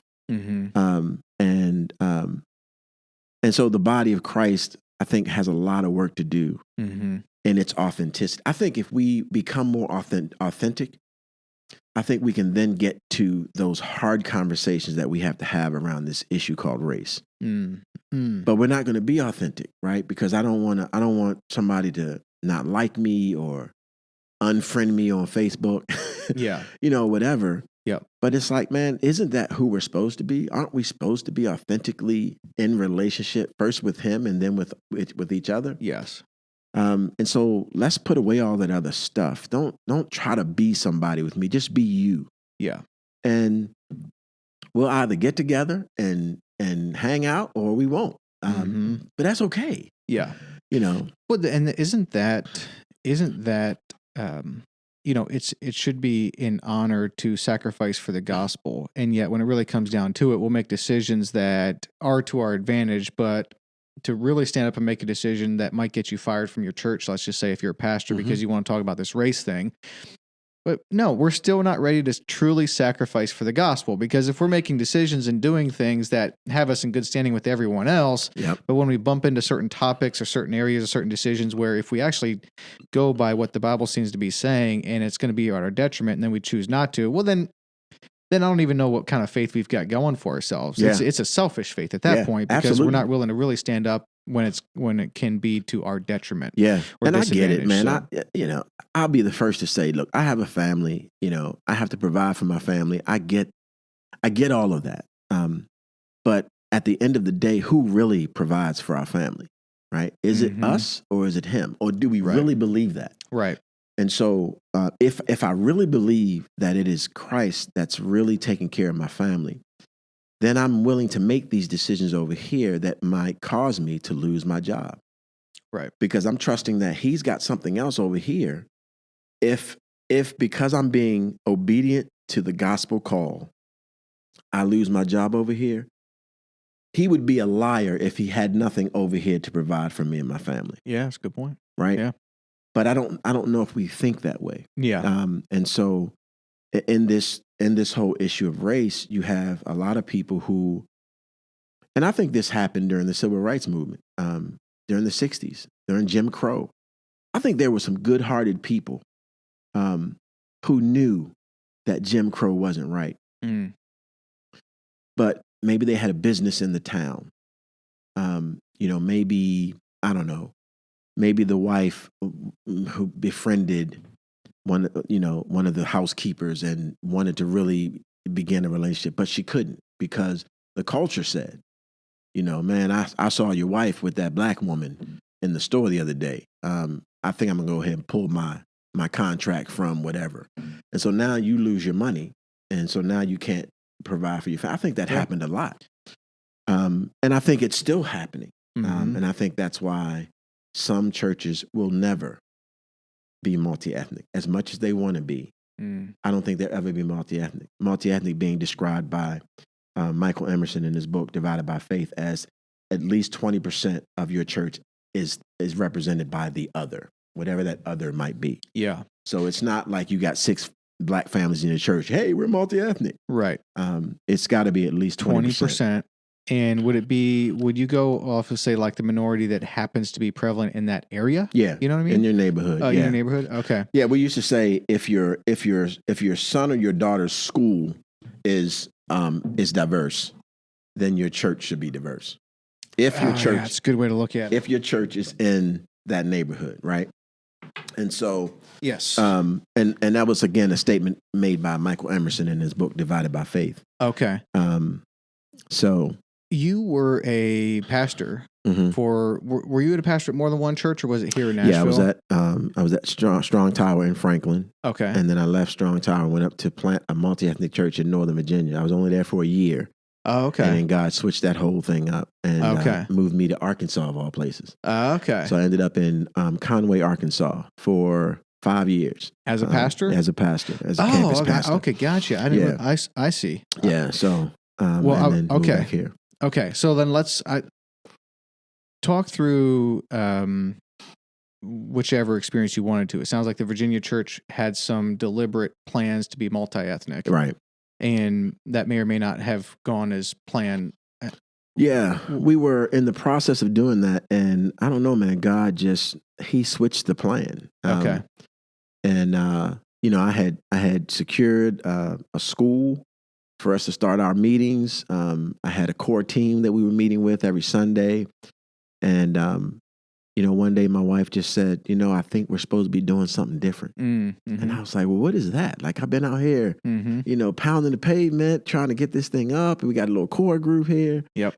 And I wrestled with that for a while. Mm-hmm. And I finally just said, all right, Lord, I can't move forward without my wife. So what are we supposed to do? Yep. And I got a call from this guy down in Arkansas, like that next Monday. Oh, wow. And he's like, hey, man, I know that you're kind of thinking through some things. And I heard from some folks I just started another campus of our Little Rock church in this small town right outside of Little Rock called Conway. Wanted to know if you would, come down and pastor that campus. And so I did. I see. So I was curious, and I'd like to hear your story too, but I was curious on how you plan to go about starting a multi-ethnic, multicultural church, or if you were giving advice to a pastor at a church that wants to, wants to be more open to all of the cultures and ethnicities in their area. Mm-hmm. What would be some of the ideas or strategies that you would recommend? Okay. So I'm never starting a church again. Let's put that right out there now. Not pastoring anymore. I mean, I pastor still. I still shepherd people, but it's just not in the context of the American church. I just started with Amazon, and I'm loving the fact that I have people around me that are not Christian, cursing, talking all kinds of crazy. I love it, man. I love being in the midst of authentic people. But if I were counseling a couple or a pastor trying to start a multi-ethnic church, there are a couple things. The first thing I would recommend is that they would be, you've got to choose in the very beginning of your church plant people of color to lead with. That have just as much authority as you have as the senior pastor, if you're a white guy. Yeah. Yep. And I would say the same thing for a black pastor who is wanting to start a multi. I would say you got to go get a white guy, Asian cat, Hispanic. It's because you want your heart, you want the goal of that church to be represented by your leadership. Yes. And so you've got to be intentional first about your leadership. And that's if you have an elder-led church, your elders have to be diverse because you need to have different perspectives at that leadership table as you're making decisions for your congregation. So you got to be intentional about leadership. You've got to be intentional about growing the church multi-ethnically. Is that a word? I think so. Right. You got to be intentional about growing that church that way, right? And so, again, that leads me to my other point that I made earlier. You can't have people come to your church from different cultures and ask them to assimilate to white culture. You've got to have them come and accommodate their culture, right? So we used to say at the church that I pastored in Conway, bring your cultures. But don't leave them at the door, right? Like, so we bring all of our cultures and we submit to the cross culture, is what we used to always say. And so so I wanted. We had a lady from Africa, from Ghana, who was at our church, and used to love her. And I would always love the fact that she would always wear her Ghanaian regalia to church, right? And I'm like, don't change that. You be you. And we had a little bit of everything in our church. I loved my church in Conway because it was so representative of our community. But that was because we were intentional. We had a diverse leadership team. We were accommodating to the cultures that came to our church. The other thing that I would say is you've got to encourage, well, first, as the pastor, you have to develop cross-cultural relationships first. Like, you're not going to do this if you're not consistently developing cross-cultural relationships. Yeah. Personally, as the pastor. Exactly. Yep. Right. And then you can begin to ask your congregation to be intentional about developing cross-cultural relationships. Yeah. Right. Because what does that do? That then develops cross-cultural competence. Right. Because now that I am engaging with you, it's part of the reason why we still have these lynchings like we had in Georgia last week. Why? Because I would venture to say that those gentlemen don't have close-knit relationships with African Americans. I was thinking the same thing. I don't know that to be true. Yeah. I'd bet some money on that. So why is the development of cross-cultural relationships so important? Because as I'm developing relationships with my person of color or with my white friend, with my Hispanic friend, with my Asian friend, as we're having discussions, I'm beginning to get a different perspective on their perspective. Like, right? So instead of believing racist ideas that I've assumed, just because that's part of the culture of America, I now look at my African American friend a little differently. I now look at the issue of universal health care a little differently now, because I see the disparities that African American people have had to go through over the years. I see the policies that were put in place where we were never able to gain what most of white America has. So I do see a reason for universal health care to make sure these people are taken care of. Maybe I don't necessarily understand that if I don't have relationships, if I'm not engaging consistently with people in the African American community or the Hispanic community, right? I can kind of shrug off what's going on at the border because I'm only hearing from whichever news channel I'm listening to. Because I have no Hispanic friends. Yes. I have no friends who came here from Mexico. So I can't sit down with them and say, so why did you make that dangerous trip to get here? And they can tell me, man, my family was in trouble, right? The cartels were ruling the streets and I cannot raise my family. I get that. I completely get that. I would do the same thing. Yeah. Right. And so that changes my perspective on how I view these political issues that have been coming up. Right. And so as a pastor, if I'm developing cross-cultural relationships, if I'm engaging with other cultures consistently, then even as I'm preaching my messages, I'm incorporating their life experiences into my messages as well. So I'm not asking them to assimilate to the way of the world for white people.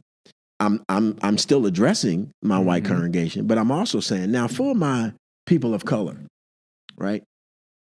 If I'm not engaged with those communities, I don't even know when I'm sitting down preparing my message that, okay, because, as a speaker, right, as a person who's making a speech, learn this in college, know your audience, right? Yeah. And so if I know my audience, I know who's out there, then as I'm making points in my sermon, then I'm making a point for my white congregation, I'm addressing everybody, right? And then my congregation, as I'm creating small groups, I'm making sure my small groups are diversified, right? So conversations at the dinner table, I think that's the most important thing. If I can sit down with you at my dinner table and we can have those difficult conversations where sometimes we might leave that table, man, a little angry with one another, or like, man, I can't believe he believes that, right? But it's those conversations that get you to a place where, man, I know my brother. I know where he stands. Man, we disagree on this issue here. Yeah. But that's my man, right? Yep. And so now when I'm with my white friends or I'm with my black friends, and a comment is made, I'm like, come on, man. No, I know them. At least I know this brother and his family. Yep. And they are not like that. So I don't know where you get that stereotype from. I do know where you get it from. Yep. But it's not true of all of African American culture. Because there are different. So of the ethnic group of African Americans, there are various cultures within the African American community. Just like there are various cultures within the white community. Various cultures. So you can't put a label on an entire ethnic group based upon what you've heard about. Well, that's a great point. My wife was raised Amish, and she's white. Her parents are white. Well, not obviously, but I don't know if there's any black Amish. But so anyhow, my point being, though, now she looks like anyone else. Okay. But she was raised Amish. She was a white lady, but she was raised Amish. That's a very, very particular niche sort of culture that you're raised in. Absolutely. If you're visiting a church, what are some things that are going to make you comfortable or uncomfortable then as a black man?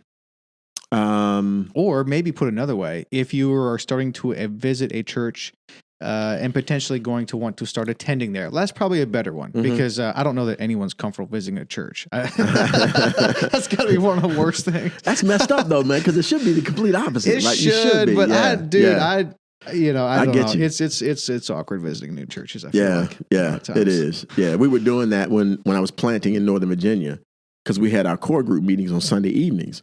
So what we would do is I would invite our core group and we would visit various churches in the area on Sunday mornings. Okay. Before we had our Sunday gathering in the evening. And it was, man, woo, it was a trip. Because I had, I was pastoring for 9 years at Strong Tower here in Franklin before moving there. So I was at Strong Tower every Sunday. Gotcha. So I didn't have an opportunity to visit other churches.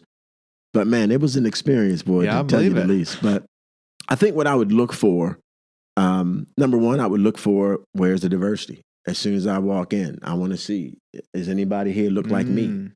Or are there any Hispanics? Are there any people of color? And a substantial amount. Like I'm not talking about 2-3 families over here. But that would be big for me. I would want to know what the pastor's perspective is on the issue of race. Like, does he even have a perspective? Does he ever deal with this issue? Right. I would love to know if how many pastors actually said something about this whole issue going on in Georgia this past Sunday. Did you even address it? Or is it so far out of your wheelhouse and out of the wheelhouse of your members that it's just kind of business as usual? Yeah. I would want to know that if something like that happened, would you address it, publicly with your people? I mean, music, obviously, I recognize, man, that not many churches know how to mix up music like that. It's hard. We were blessed at Strong Tower because we had, number one, we're in Nashville. So you had musicians who were just, they're just good, right?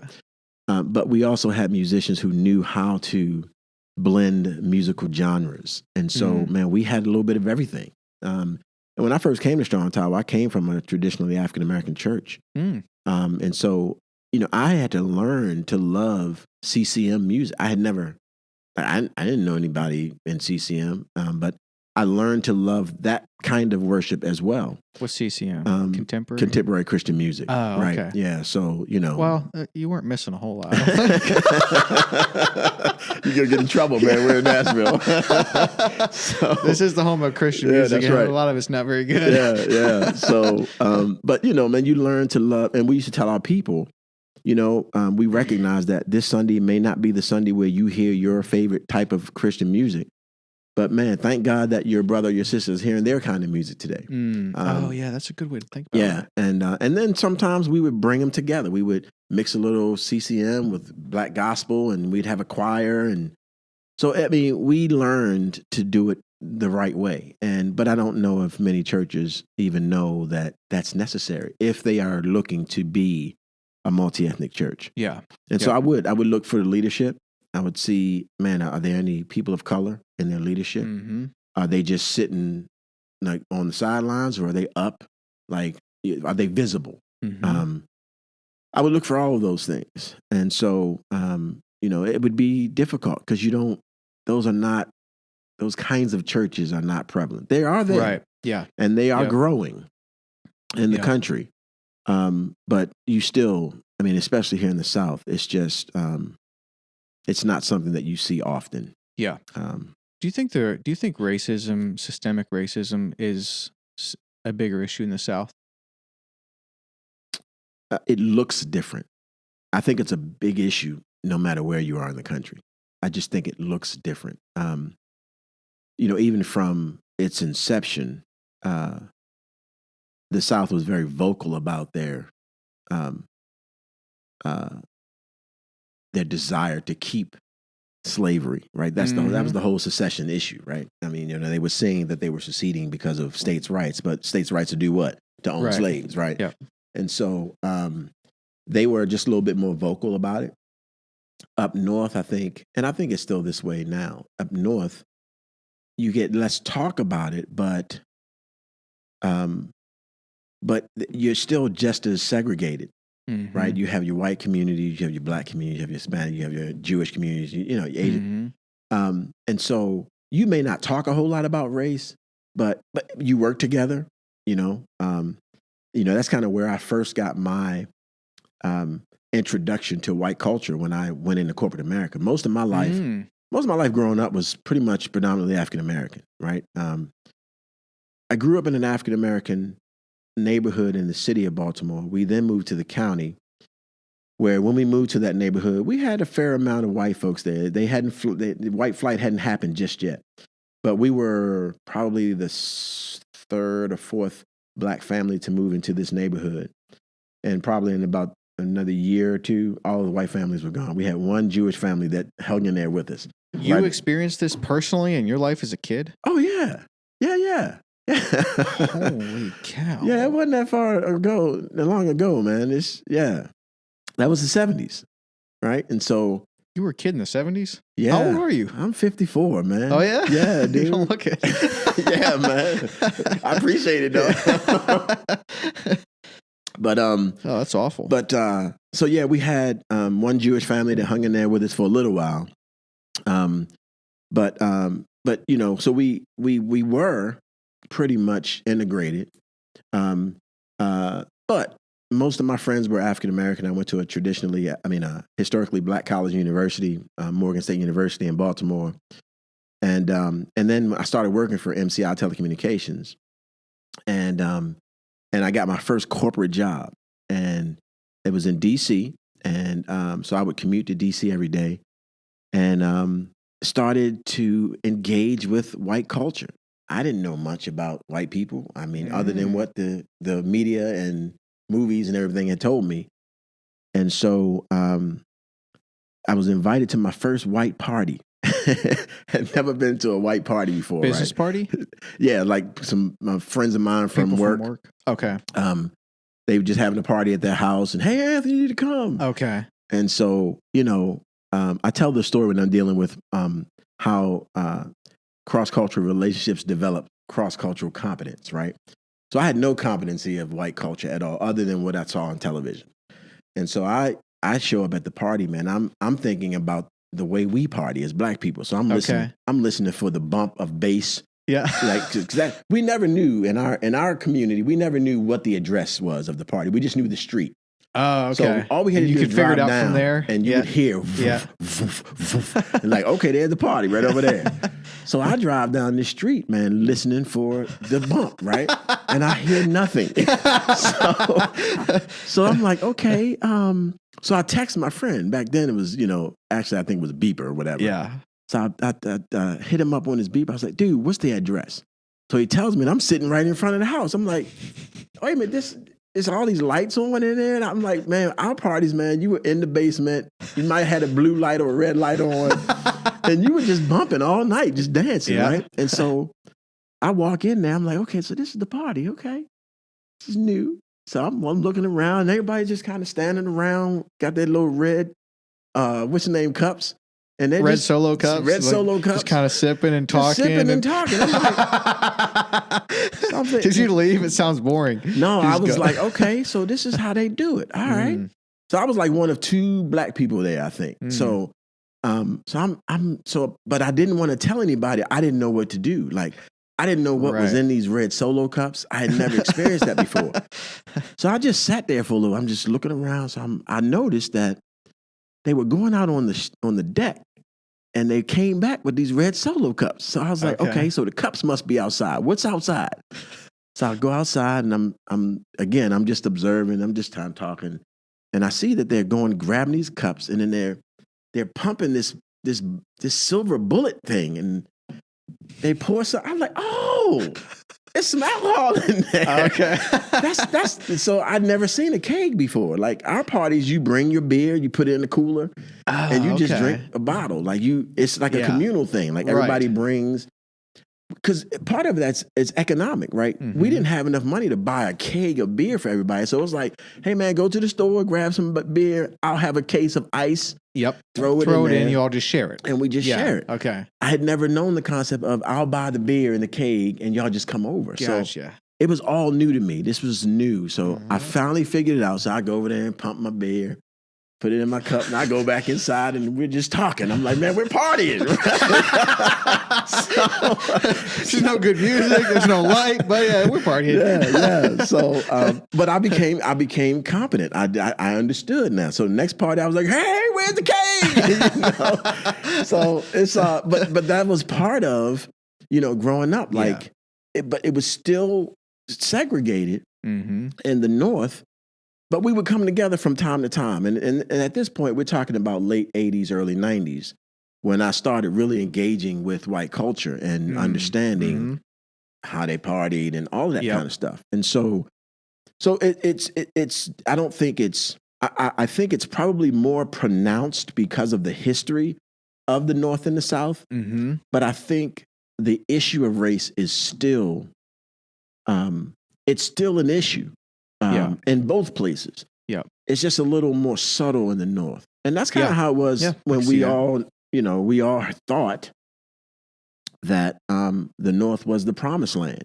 I can get away from lynching.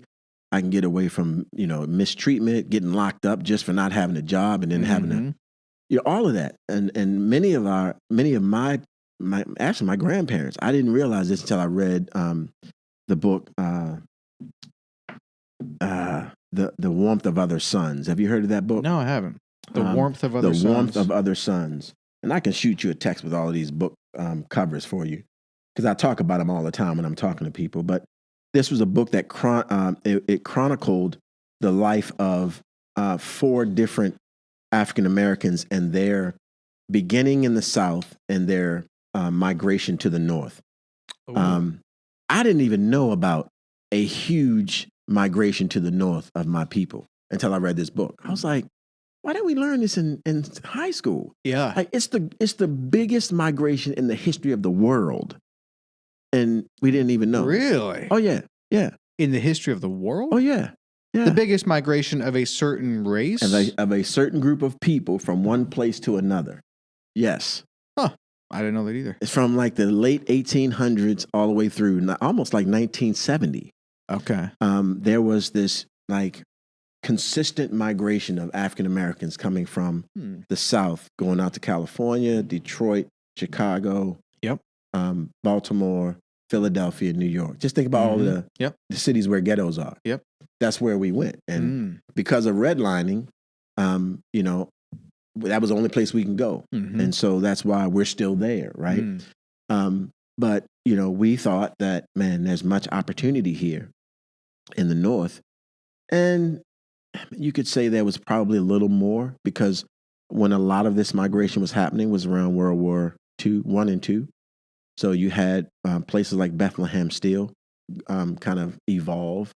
and they were making a lot of the weapons and Mhm. tanks and everything. My grandfather worked for Bethlehem Steel. Oh, wow. Right. And so I'm reading this book and I'm like, dang, I'm reading my story. This is Yeah. my family's story. Yeah. And I had never thought about it, but they were born and raised in North Carolina. Mm-hmm. And my grandmother and grandfather moved to Baltimore, Maryland in that migration. And he started working for Bethlehem Steel. Wow. So anyway, we thought that was, and there was more opportunity. There was less issue of lynching in the North, although there was lynching in the North, but it was less prevalent.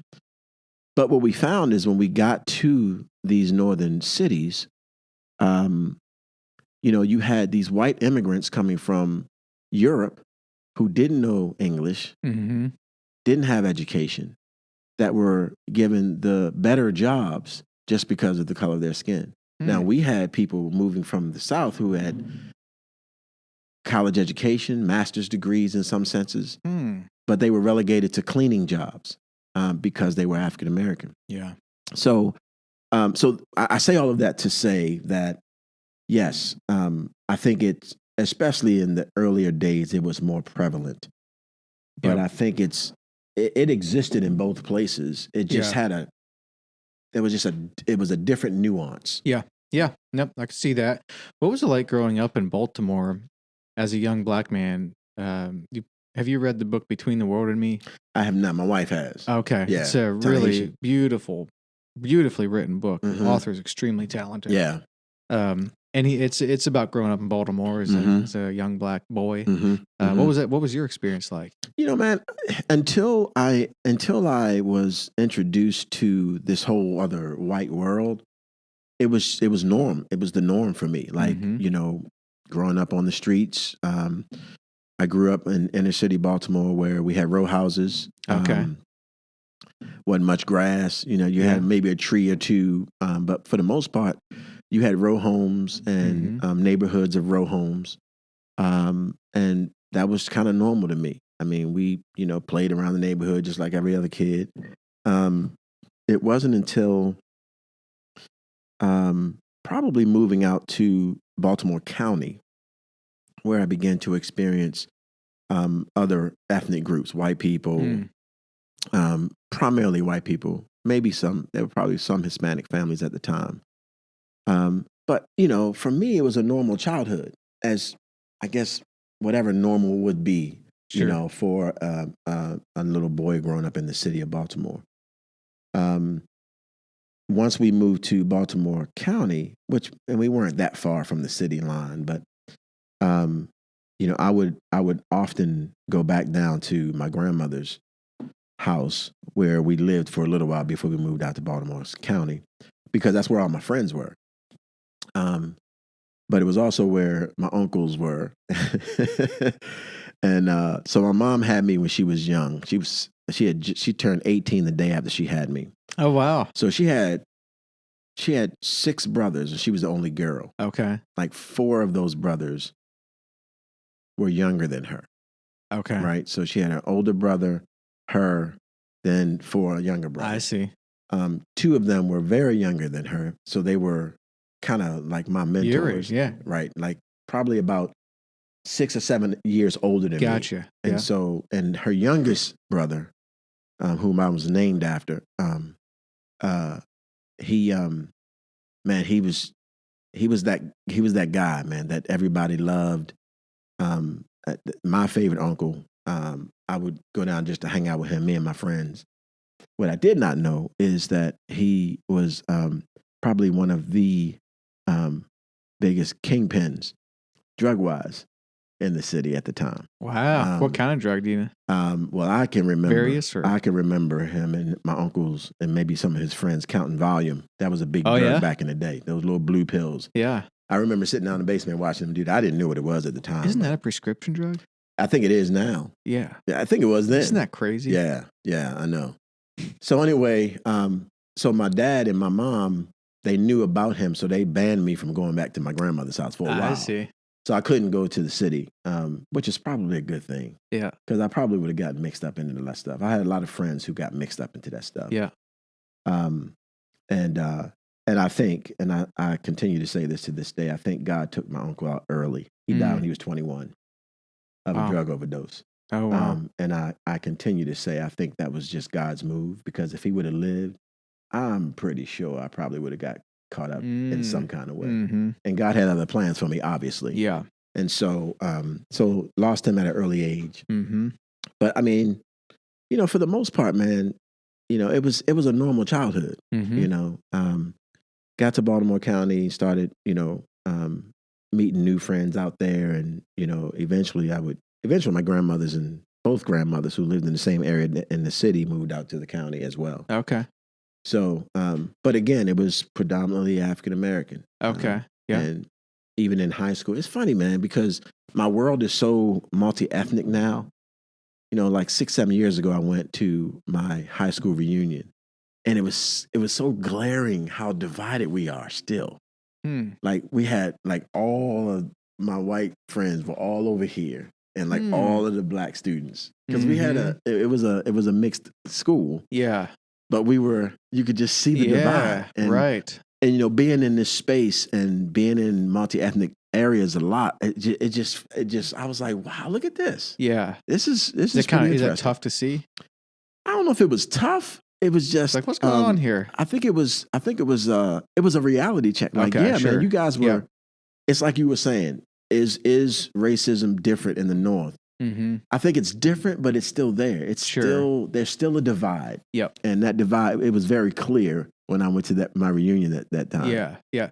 Now, did your mom, really kind of instill a value for education in you, or, I mean, you're looking over your LinkedIn. I mean, now you're area manager for logistics for Amazon. You've been a pastor. You're teaching at this college. I mean, for a young boy, no matter what the ethnicity, growing up in downtown Baltimore, you really made something of yourself. Is this because your mom or grandparents or someone kind of pushed you in a direction, or you just kind of had this, kind of ambition? I think it's internal ambition. I think it's getting to a place where, because coming out of high school, man, I didn't really have a whole lot of drive to do anything. Okay. I ended up in college because we had a high school teacher who kind of grabbed about 4 or 5 of us.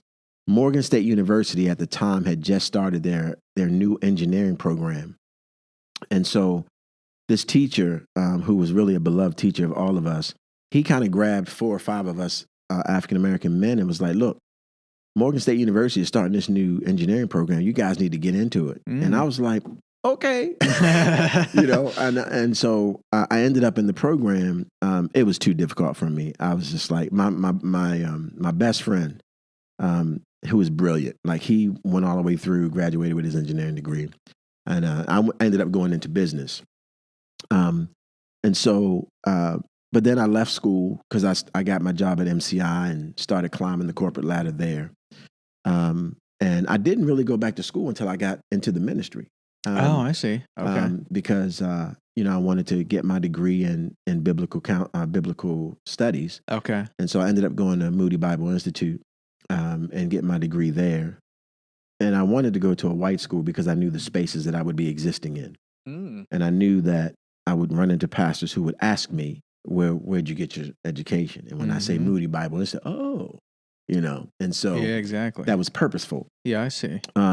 So I went to Moody, and then I don't know. I got to a place in my life where I felt like I wanted to get my master's, and I always said I wanted to get my master's before 50, and I got it at 51, 52. Okay. What was that? 2012. When was that? No. That was just last year. So Okay. 53. 52 actually. So I wanted to get my master's, but I wanted to get it in organizational leadership because I was already making my way out of the world of pastoral ministry. And so I did that so that I could get into a company like Amazon and I see. and begin to move into a company like that. Yeah. And so I just think it was internal drive, man. Yeah. My dad, I do remember my dad working midnight shift, going to school, and teaching, right? And so Wow. I think just seeing him do that Mm-hmm. with a child. Mm-hmm. And it's so funny because I ended up doing almost the same thing. I was working at a grocery store like my dad was. I was going to school and I was working during the day. And so Yeah. I just think it was internal drive. Yeah. Do you know Dr. Michael Easley? I know that He lives name. in Williamson County somewhere. He's a pastor. I think they're a couple years in on a church plant in Franklin. Can't think of the name of the church now. He was on the podcast at the beginning, so like 30 episodes ago or something. Okay. But he was a president of Moody Bible Institute for a That's season, where I and know I that. wonder if it would have been aroundish the time that you were there because it was some time ago. This It might have was- been after. Yeah, I think it might have been. I think it might have been after because. Okay. Man, I'm trying to remember my president. I should remember his name, but I'm not going to remember right now. What was the draw into and out of pastoral ministry? Or maybe even out of, I guess coming into maybe is more self-explanatory. Into was, I felt like God had given me a calling to teach and preach the word of God. I never really aspired to be a pastor, but the more I engaged the word, the more I was teaching in those small groups and that kind of thing. And then I started as a youth pastor at a church in Baltimore, volunteering while I was working at MCI. And I began to see the effects of the household on my kids that I was ministering to in the youth group. And that kind of moved me into adult ministry. I wanted to catch these kids before. A friend of mine uses the illustration of the waterfall where you go up to this waterfall and you see all these kids going over. And then it's like God said, well, you need to go upstream and see how they're getting in there in the first place. And it was the family. And so that moved me into adult ministry to begin to reach. That's a good visual. Instead of trying to catch them as they fall over the waterfall, let's figure out where they're getting into the river to begin with. Yeah, that's a great point. So I started adult ministry. That's when I came here to Strong Tower. I see. And was there at Strong Tower for 9 years. Great years. We were growing like crazy. Just authentic, multi-ethnic church. And then God tapped me on the shoulder and was like, it's time for you to go. You're too comfortable. And so I was like, okay, what do you want me to do? And so I thought about the most diverse place in the country. And it's that outside DC area, not just with black and white, but with everything. And so we ended up going up there. And like I said, we were moving. And my wife was like, nah, I think we're supposed to be doing something else. I was like, so that was hard to get through. But we did. And we moved down to Conway. And I pretty much almost lost my family when I was in Conway. We were isolated. I made some mistakes. And I was just like, you know what? I'm a step away. And then in the course of that was when I went to Israel. I see. And so that my experiences in Israel and the experiences that I had when I was pastoring in Conway just ushered me into a different space. And so I was like, God, I don't know if you want me to continue into this. But I was just really disgruntled with the American church. And then with the election of Barack Obama and now with Trump, I'm just disgruntled. I'm like, man, the church is not what we need to be. And I just don't want to be a part of it anymore in that sense, right? And so, yeah, we still go to church, but by and large, man, I'll minister to people when they need it, when God gives me opportunity to. But just the whole church thing, man, and maybe it's because, I grew up I didn't grow up. I grew up in the Black Baptist church, but then a lot of my pastoral experience was in the evangelical church. Okay. And to watch the evangelical denomination I think they just sold themselves out for this election, for this political guy. I'm just like, I don't want to be a part of that, man. For Trump. Yeah. And it's glaring to people who are willing to see it, but you will get argued under the table. Because he votes for abortion. And I'm like, man, there are so many more issues in the Bible, but these two issues that the religious right just happened to grab a hold of in the 70s, and you know. Yep. So you know, I just decided, man, I'd rather not be in a position where people are looking to me to be a certain person that I'm just not willing to be anymore. Mm-hmm. And so, and again, I grew up in the church, so some of this stuff is my own doing, like the practices that I've assumed, the traditions that I've assumed. It's not necessarily that the Bible talks about, but it's the traditions that I've assumed because of where I've come up in. And you know, I like wine, I like whiskey. And I just, you know, I like to do my thing, man. Yeah. And again, I think in Israel I got to a place where God was like, you know, outside of you know, overt issues of sin, yes. Yeah.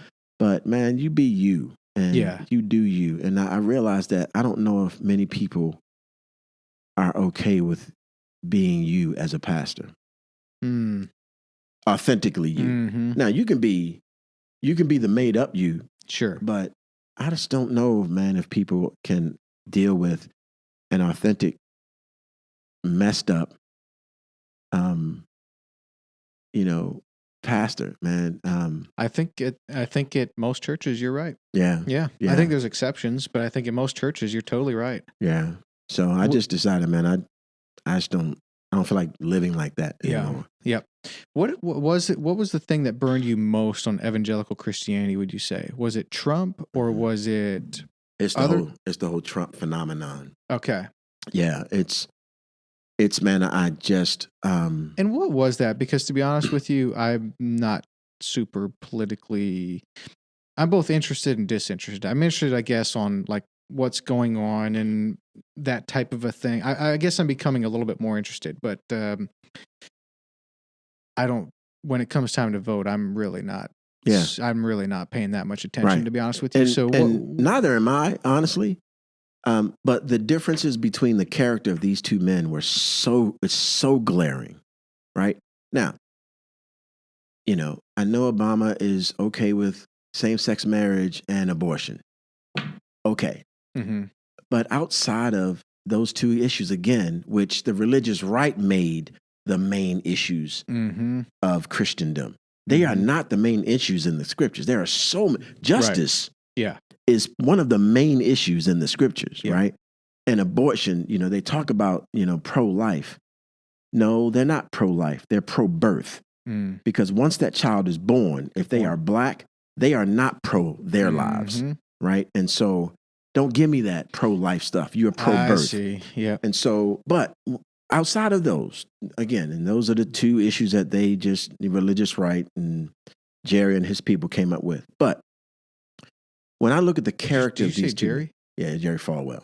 Yeah. He's the basic creator of the religious right. Some of the stuff I kind of forgotten about. Oh yeah. So anyway, but when you look at the character of these two men who have just been in office, Barack and Trump, the character of their wives, the character of their family, you cannot tell me that there is a glaring difference if you think about just biblical character. And in my opinion, I feel like the evangelical church just jumped in hook, line, and sinker. He can't do anything wrong. I agree. And you know, people are coming out, you know, talking about, well, he's just a man, and they didn't say that about Clinton. You know, they were all over him.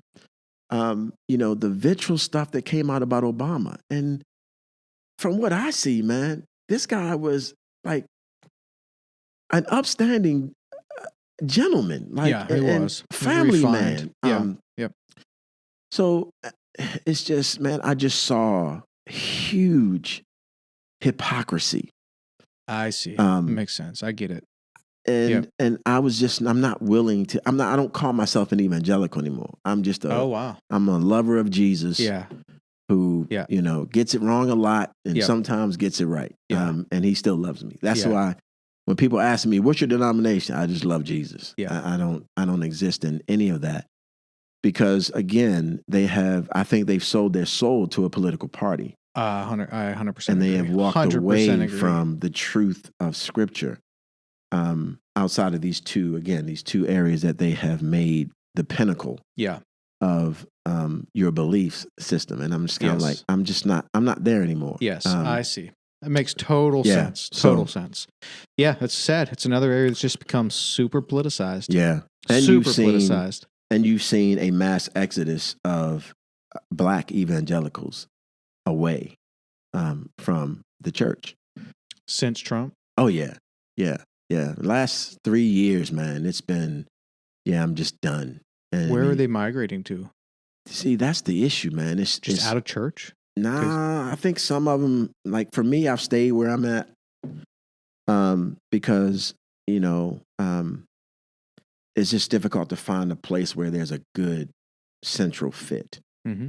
Like I said, there are not many multi-ethnic churches around. And so many of them are kind of not doing church anymore, or they've stayed, but they're kind of real distant. They don't want to have a lot to do with a lot of the other members of the church. They go to get a word, but they're just real. We're just real cautious.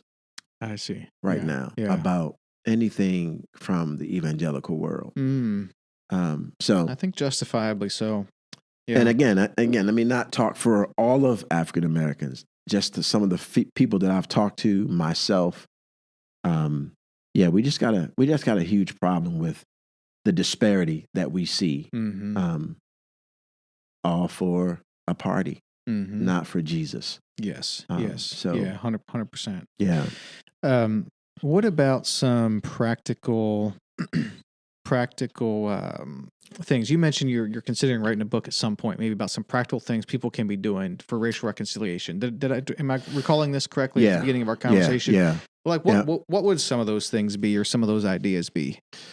Okay, so the first thing that I talk to my people about is just understand that this isn't just a nice thing to do. Like, this is a biblical mandate. Like, there's nothing, like, Jesus didn't mince his words when he said, Father, might they be one as you and I are one, so that the world might know that you love them and that you sent me for them. Right? That wasn't a suggestion like, well, if they feel like it, can they be one? No. Yep. And so I would just say, and if people don't believe it, do your own study. Like, go into the scriptures and do your own study about unity and justice. Paul tells us that we've been given the ministry of reconciliation. We've been given, not the government, not the unbelievers. The church has been given the ministry of reconciliation, reconciling men and women to God, and then reconciling men and women to each other. So I would say, go into the scriptures and make sure that you have a personal conviction from the Holy Spirit that this is what you are to do. Why? Because it's hard, man. This is not an easy thing, right? People will talk about you. They will write about you. You will lose family friendships and members over this stuff. It looks real nice on the surface, but man, when you start dealing with this issue on the deeper, people, you see some real stuff. I believe that. Yeah. And so my first thing would be to make sure that you are convicted about the fact that this is where you need to be. Secondly, you've got to begin to educate yourself. I have a list of books, documentaries, movies that I hand out during my class. I also do Brad and I, we do our discussion on race down at Merides when it was open. Yeah. So I've handed out that list to those folks. And I just challenge, especially white people, but black people too. because what I've learned is we don't know our history either. Like we grew up in the same country as you all did, right? Mm-hmm. We got the same education as you guys did. Yep. And so unless you went to a HBCU, historically black college university, which I did, and paid attention to black history. Okay. Right? Because I was one of those guys where I went to an HBCU, but I was like, man, I don't need all of this stuff. Yeah. I just give me the business principles. I'm trying to go make money. Yes. My history is not going to help me make money in corporate America, which is predominantly white, right? So it wasn't until I came here and I had some of our white congregation members asking me, like, so I was reading about W.E.B. Du Bois the other day, and I saw that he had a different perspective and I was like, haven't read that. so let me go read it first. Yeah. And that's when I started saying, man, I've got to read some of this stuff, because I had members, white members, who were reading for the first time and educating themselves. Yep. And then they would come to me with questions. Yeah. And I didn't have answers because it wasn't important to me. Yes. I had bought into the lie that it's not, our lives are not important. So why spend time? And so I started reading, this is probably like 15, 20 years ago now, and just continuously reading. And so I would encourage people to pick up books written by, African-American authors, and then change the lens by which you read this stuff. Because what I've learned is I can tell people to read, but what I've seen, man, is white people read almost to negate what's being said. Like, this is a black author, so I got to make sure that I make sure that, it's this deep-seated bias that they're working against. Yep. Exactly. Yep. And again, it comes from racist ideas. Like, that's why I keep telling my class, I want you to keep seeing how these racist ideas from the 14 and 1500s are continuing to affect the way we think today. Yeah. So read. And there are plenty of books out there. I've mentioned a number of them just in this discussion. Ibram Kendi is a great author. Again, he wrote one book a couple of years back called Stamped from the Beginning, which is, he chronicles the lives of Cotton Mather, Thomas Jefferson, W.E.B. Du Bois, and Angela Davis. He chronicles their lives, and he really gives us the origin of racist ideas and how they have matriculated through the early part of history. It is a good read. It's Stamped from the beginning? Read. Yeah. It's a thick read, but it's a good one. Okay. And then he just released earlier this year, maybe, How to Be an Anti-Racist, which is another really good book. And in that book, he basically confesses that he was one of those black people who had bought the lie that it was black people's fault that they're in the position that they're in. And he talks about his transition. He also talks about this concept that I gravitated towards when I heard it, and it's called living in this dual consciousness. And that is living in the consciousness of who you really are, and then who people say you are, who the culture says you are as a black man, but who you really are, and kind of getting to a place where you can, what's the word I want here? Where you can come to a place of agreement on both. Like, and what I've learned is most great thinkers have had to wrestle with this dual consciousness. W.E.B. Du Bois was one. Right? He thought that if I'm just educated enough, if I'm just good enough, then maybe white people will see me and say that I'm equal with them. He spent most of the first part of his life with that concept, with that consciousness, and that's the reason why he developed this group called the Talented 10th. And what they was this group of African Americans who had aspired educationally, and they had this group. The crazy thing about this is that they were predominantly light-skinned people. Okay.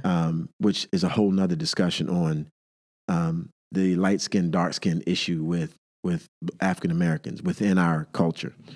But what he found was that they still didn't accept him or the members of the Talented Tenth. And so by the end of his life, he had moved on to the other side where he was just like, man, it's just not, there's nothing that we can do that would cause white people to see us as equal. So he ended up moving to Ghana, and he's buried in Ghana. He died in Ghana. They have a tomb erected in his honor in Ghana, West Africa.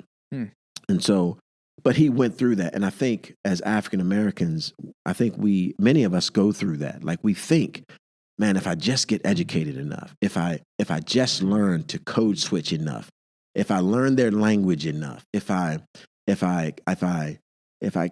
English if my diction is just good enough, then maybe they'll look at me and say, man, this guy's just like me. He's equal to me. And that the older you get, I think, in wisdom, you begin to see, man, you know what? I don't know. I don't know if that'll ever change. That notion of white supremacy is so embedded in the DNA of our country that I don't know if it'll ever subside. And also, if it gets better just because you come like them, that's not even winning either. Right. Exactly. Because wow, we're all fallen individuals. Exactly. Right. And so you can be as great as you want to be.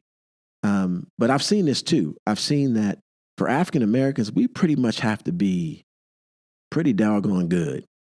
And the moment we make one mistake, we're done. Mm-hmm. I'm done with you. I thought you were extraordinary. And as long as we're extraordinary, we can kind of hang. But when we make a mistake, sorry. We're cut off. And so, but reading will allow you to see a lot of this stuff. And Ibram makes a point. Daniel Hill is another author. He wrote a book called Wide Awake. He's a pastor up in Chicago. And you mentioned earlier how you kind of go through these stages where you first realize, oh man, this is going on. Then you got angry. Then you got like, you were less hopeful. Well, the book Wide Awake kind of is Daniel's story of how he walked through those stages. He calls them stages of whiteness. It's a really, really good book. White Awake? White Awake. White Awake. Yeah, okay. Wide Awake, Yeah. Daniel Hill. There's another great book by, I mentioned hers, Robin DiAngelo, White Fragility. That's a hard book for white people to read. She's a white woman, and she just brings it. She's like, look, I don't care. I'm just going to tell the truth. And it's good. It's really good. And like I said, I get a lot of my language from her, but it's a hard read.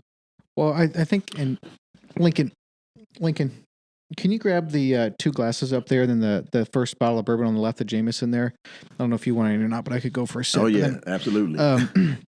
Don't you think that's an important thing is, we need white people to be speaking up. We need them to, at personal risk, be taking a stand and to be speaking up because, and this, I don't know if this analogy works or not, but it's a thought that I've had is you have, go ahead and grab another cup there. If there's something going on in my family, one of my kids maybe is not being treated right. It's one thing if, it's one thing if I'm speaking up, but if someone else speaks up on my kid's behalf, that's different. Like it's easier to kind of push off if it's like, yeah, but that's the dad. Like, of course he's going to say that, right? Yeah. And so the same thing can be true with, grab the other bottle too, Lincoln, please. The same thing can be true with this. Like if these, we need the white people to be speaking up too, right? Because that can lend another kind of aspect to the conversation that's absolutely necessary. Yeah, absolutely. Yep.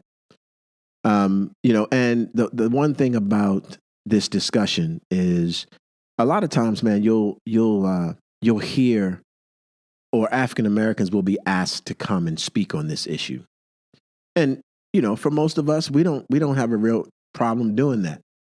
But what normally happens is we also end up taking the flack, if you will, for this conversation. Right. Right. So because you're the one speaking, I'm you're the one delivering it. teaching, you're the one delivering the message. Now you're going to be the one that gets the flack. Right. I Yeah. hadn't thought of that. And Robin DiAngelo, she speaks about that in her book where she says, as white people, you guys need to take some of that flack off of us instead of asking us like to come and speak at your church for Martin Luther King Day. Why don't you bring a white guy in and have him speak on racial inequalities and stuff? Yeah.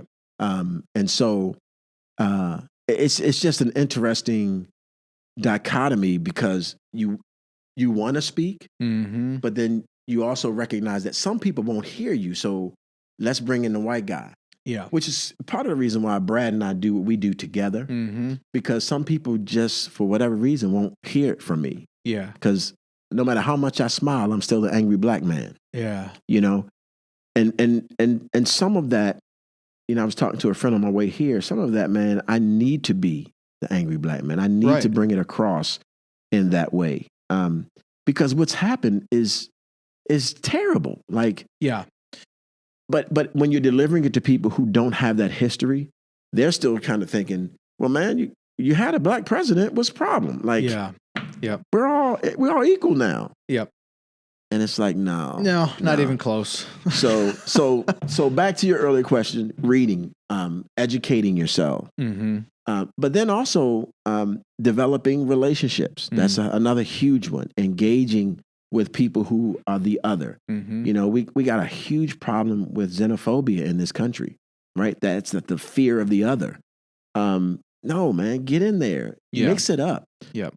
Develop those relationships, have the hard conversations, because then you become competent, right? It's not when you're watching TV, that black guy, it's like, man, that could be my boy, right? Man, I'm mad about that. Like, can he jog in the neighborhood without getting killed? Like, if you don't have a friend, it's so distant. It's exactly. The concept I think that's a very key point. And I think that's why it hit home for me this go round more than it ever has, because I have quite a few black friends that I didn't have. I grew up in upstate New York. We moved to Nashville in 2014. Okay. And so to be honest with you, aside from relatives, at least one that married a black girl. Aside from just a few of those types of, like, I didn't have many black friends, so we moved to Nashville. Yeah. So now it's different. Right. It's very, very different. Yeah. Because I'm thinking of these guys and their kids, and it's very different. So I think that's a key point. Yeah. Yeah. Is that still good? I gave you the no, good that's stuff good, here. man. That's Kentucky That's Al. real It's, good. a guy up in Kentucky Yeah. had kind of resurrected his family company, and then he wound up selling it again. But, Okay. Speaking of a family company, have you had Uncle Nearest? No. You got to get Is that Uncle bourbon? Nearest. It is. Yeah. Uncle Nearest. Uncle Nearest. I'll send you a picture of it. Yeah, do. Yeah. There's a Can you story get it behind here in Nashville? You can. Okay. Yeah.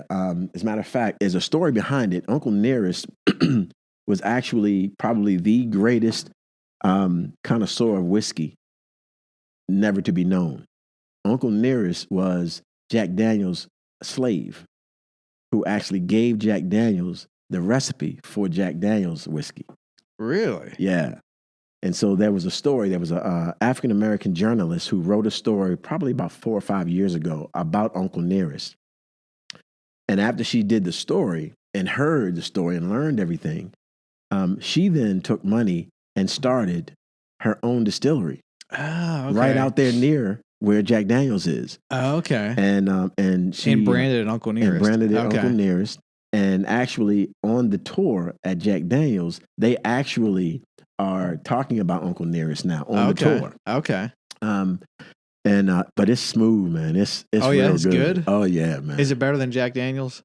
I think so. Okay. But you got to check it out for yourself. Yeah, Uncle Nearest. I'll send you a picture of the. Yeah, I'll have to check that out. And he has two. He has one is 1886 and another one I think is 1884. There are two dates that are on the bottle itself. This is a little off topic, but do you work out? I do. Yeah. What do you do? Or do you go to a gym? Do you do it at home? I have a gym. I mean, it's our little neighborhood association gym. It's just like at the clubhouse or whatever? Yeah. I just get on there. I do most of my, now that I'm old, I got to do a lot of cardio, man. Okay. I just got to do keep the belly off. I got to keep. That's the only way to keep it off, man. And good eating, obviously. Yeah.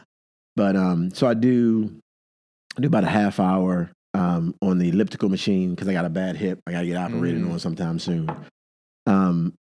So I do that, and then just do some chest, arms. I stay Like away bench from legs. presses? Yeah. They got a machine in there. You grab the two things on the side and push out.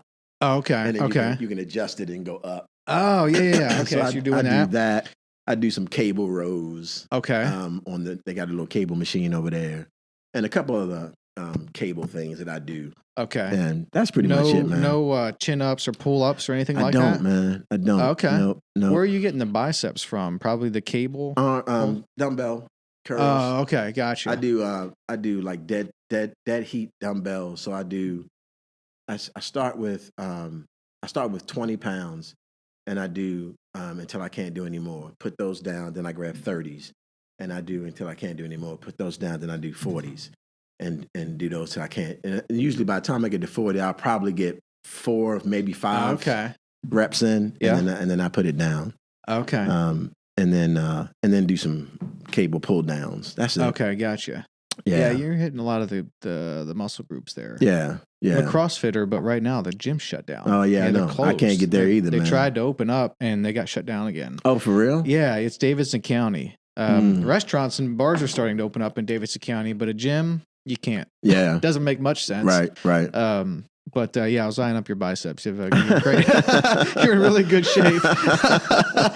Man, you got to do it, man. The older you get, more the harder it gets. Oh, so, exactly. I don't have much trouble with weight fluctuation. Honestly, I never really cared about my weight. I've not had trouble with weight, but where I get is I get weak and I get fat in my gut. Yeah, that's me too. So man. that's the thing is now that I'm trying to beef back up again, and it was going good. And then of course CrossFit got shut down, and then they reopened last week, and it only lasted a week. Someone walked in and shut them back down again. Oh wow. Yeah.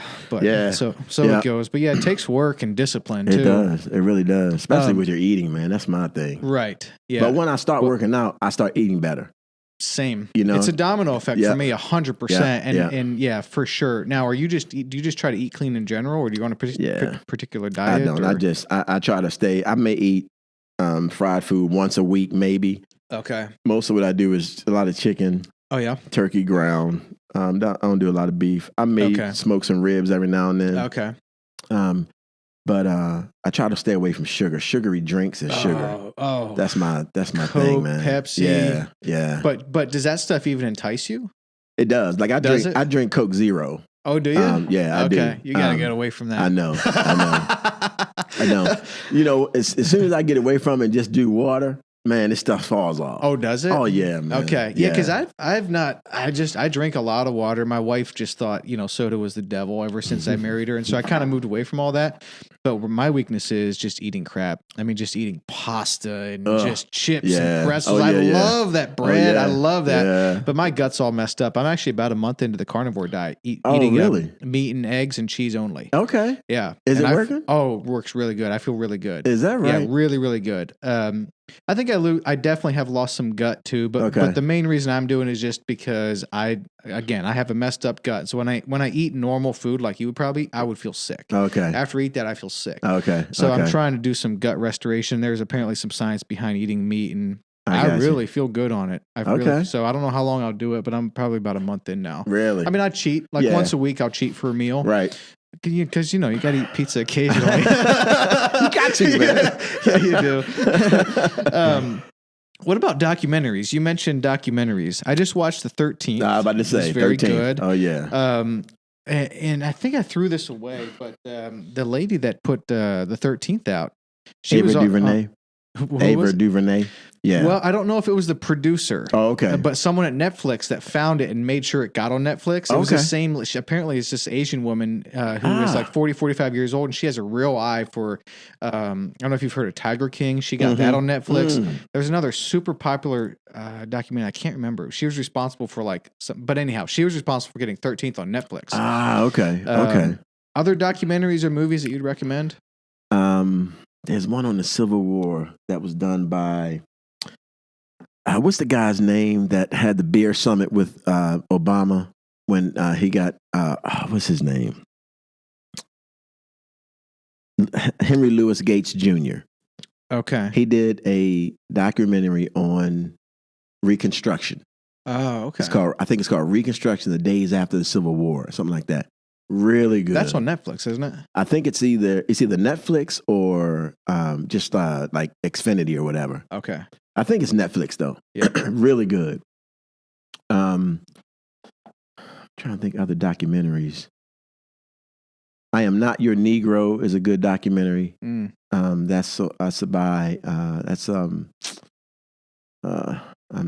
mind is going blank right now. I've seen that one. I've either seen that one on Netflix or Amazon Prime. I can't remember which. Okay. But I've seen that one actually for a while. Yeah. I have not watched that one. Yeah.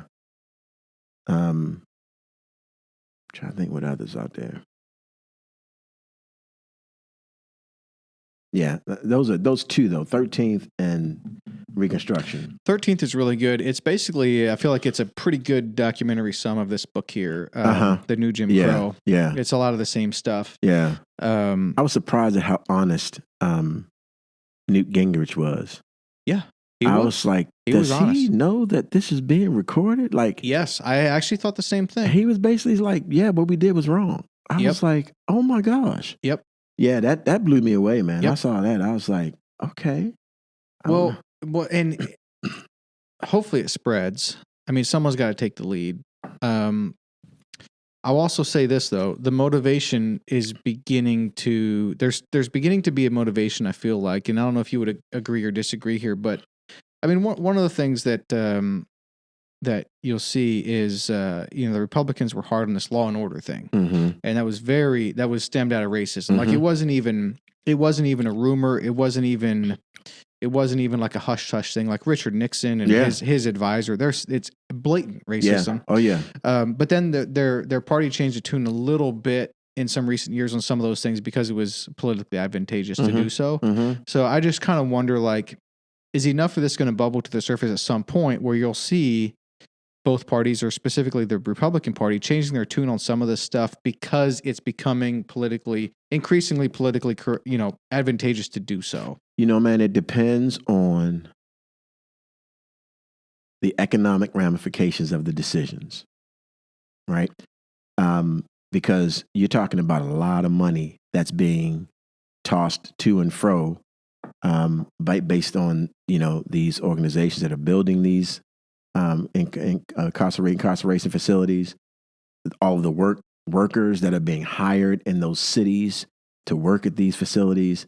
I mean, again, man, capitalism, it is the driving force of this country. I don't care if you're a believer or not. That's one of the books I wanted to write, is just on the love of money, even in the church, in the Christian church, right?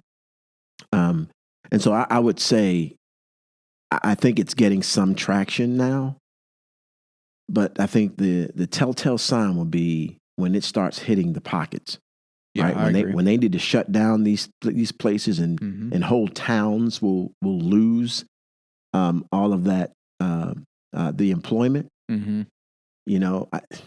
People, man. I mean, we're seeing it now with these folks protesting because they want to go back to work.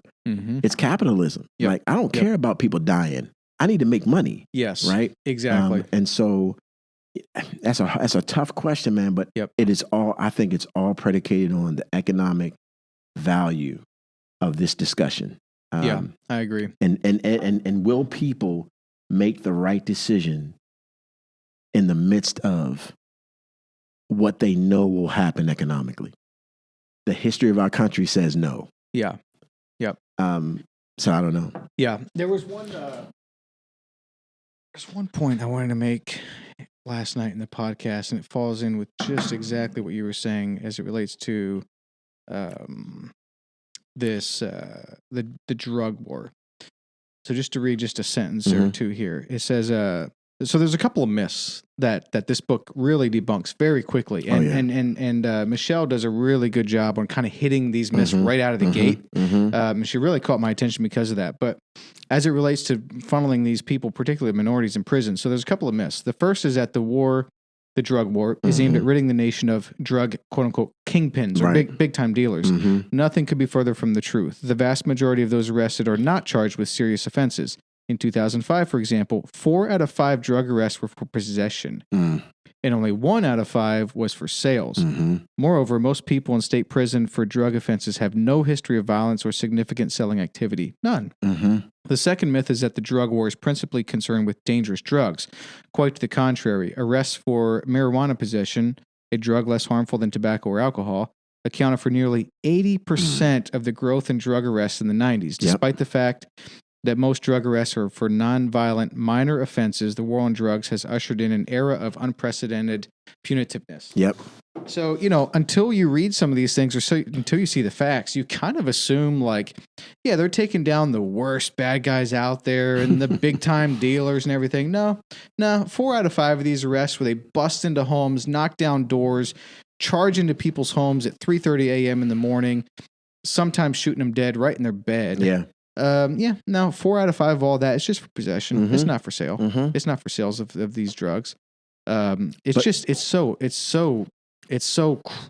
crazy. It's almost hard to believe. Well, that's part of the reason why I'm like, read, and that book is on the reading list that I hand out. And that's why I also say, make sure you change your lens by which you view these things. Yeah. Because I can see somebody reading that saying, man, that can't be true. That's not true. Who wrote this? Yep. And then they're going to start going into Michelle's history and see if they can find something on her. Exactly. So then they can just say, oh, see, I don't listen to her. Yep. So I tell people, you've got to change how you view things. It's like when we were preparing to go to Israel, one of the things Christy McClellan tells her class as she's teaching, she says, I need you to take off your Western lenses and put on your Eastern lenses, because the things that I'm going to be teaching you are not going to be understood by a Western concept of religion. And so when you put on your Eastern lenses, you just see things totally different. There are many, man, I can't even tell you how many times when I was in Israel, I said to myself, oh my gosh, I got to teach this whole passage over again. It's just wrong. Like the way I was taught at Moody, the way the Bible commentaries that I use, putting together my messages, all Western. And then when we got to the place and read the scriptures and it was taught to me from an Eastern perspective, I was like, oh my gosh, I got to reteach this. Yeah. And I came home and I did just that. I went to I went to every passage. The next few Sundays when I got back, it was all about passages that I had taught. I said, now let me teach you this way. Were you preaching or? I was preaching. Oh, okay. Yeah. Yeah. And the one thing we don't have time for it, but we didn't even do justice to, we didn't even really talk about your being Center for Biblical Unity at Williamson College. Yeah. It's new. Oh, is that new? It's new, and we're developing it. It's part of one of the, I guess it's like the 4th or 5th thing. You said, what are some practical things that people can do? Well, one of them is once you begin to educate yourself, you're going to want to do something. But most people, they don't know where to go or what to do. And so one of the things that I tell people is you can give to organizations that are doing it, right? So like a Center for Biblical Unity at Williamson College. I want to start collecting funds so that we can build our library, so that I can take trips to places where I can interact with people who are doing the work. And then we can begin to produce materials from Williamson College that I can use when I speak at private schools in the area who they see the diversity coming and they want to kind of prepare their teachers, their administration on diversity. How do we do it? And so I go and speak to whole schools. The students or just the teachers? Teachers. Okay. The next thing is to get the parents in. Right. Because I told the teachers, I was like, now, you guys got to be careful with this, because once you begin to address some of these things, your students are going to go home and tell their parents, and their parents are not necessarily going to be on board with all of this. Yeah, because they haven't been educated. They're not reading. They're still in that same space.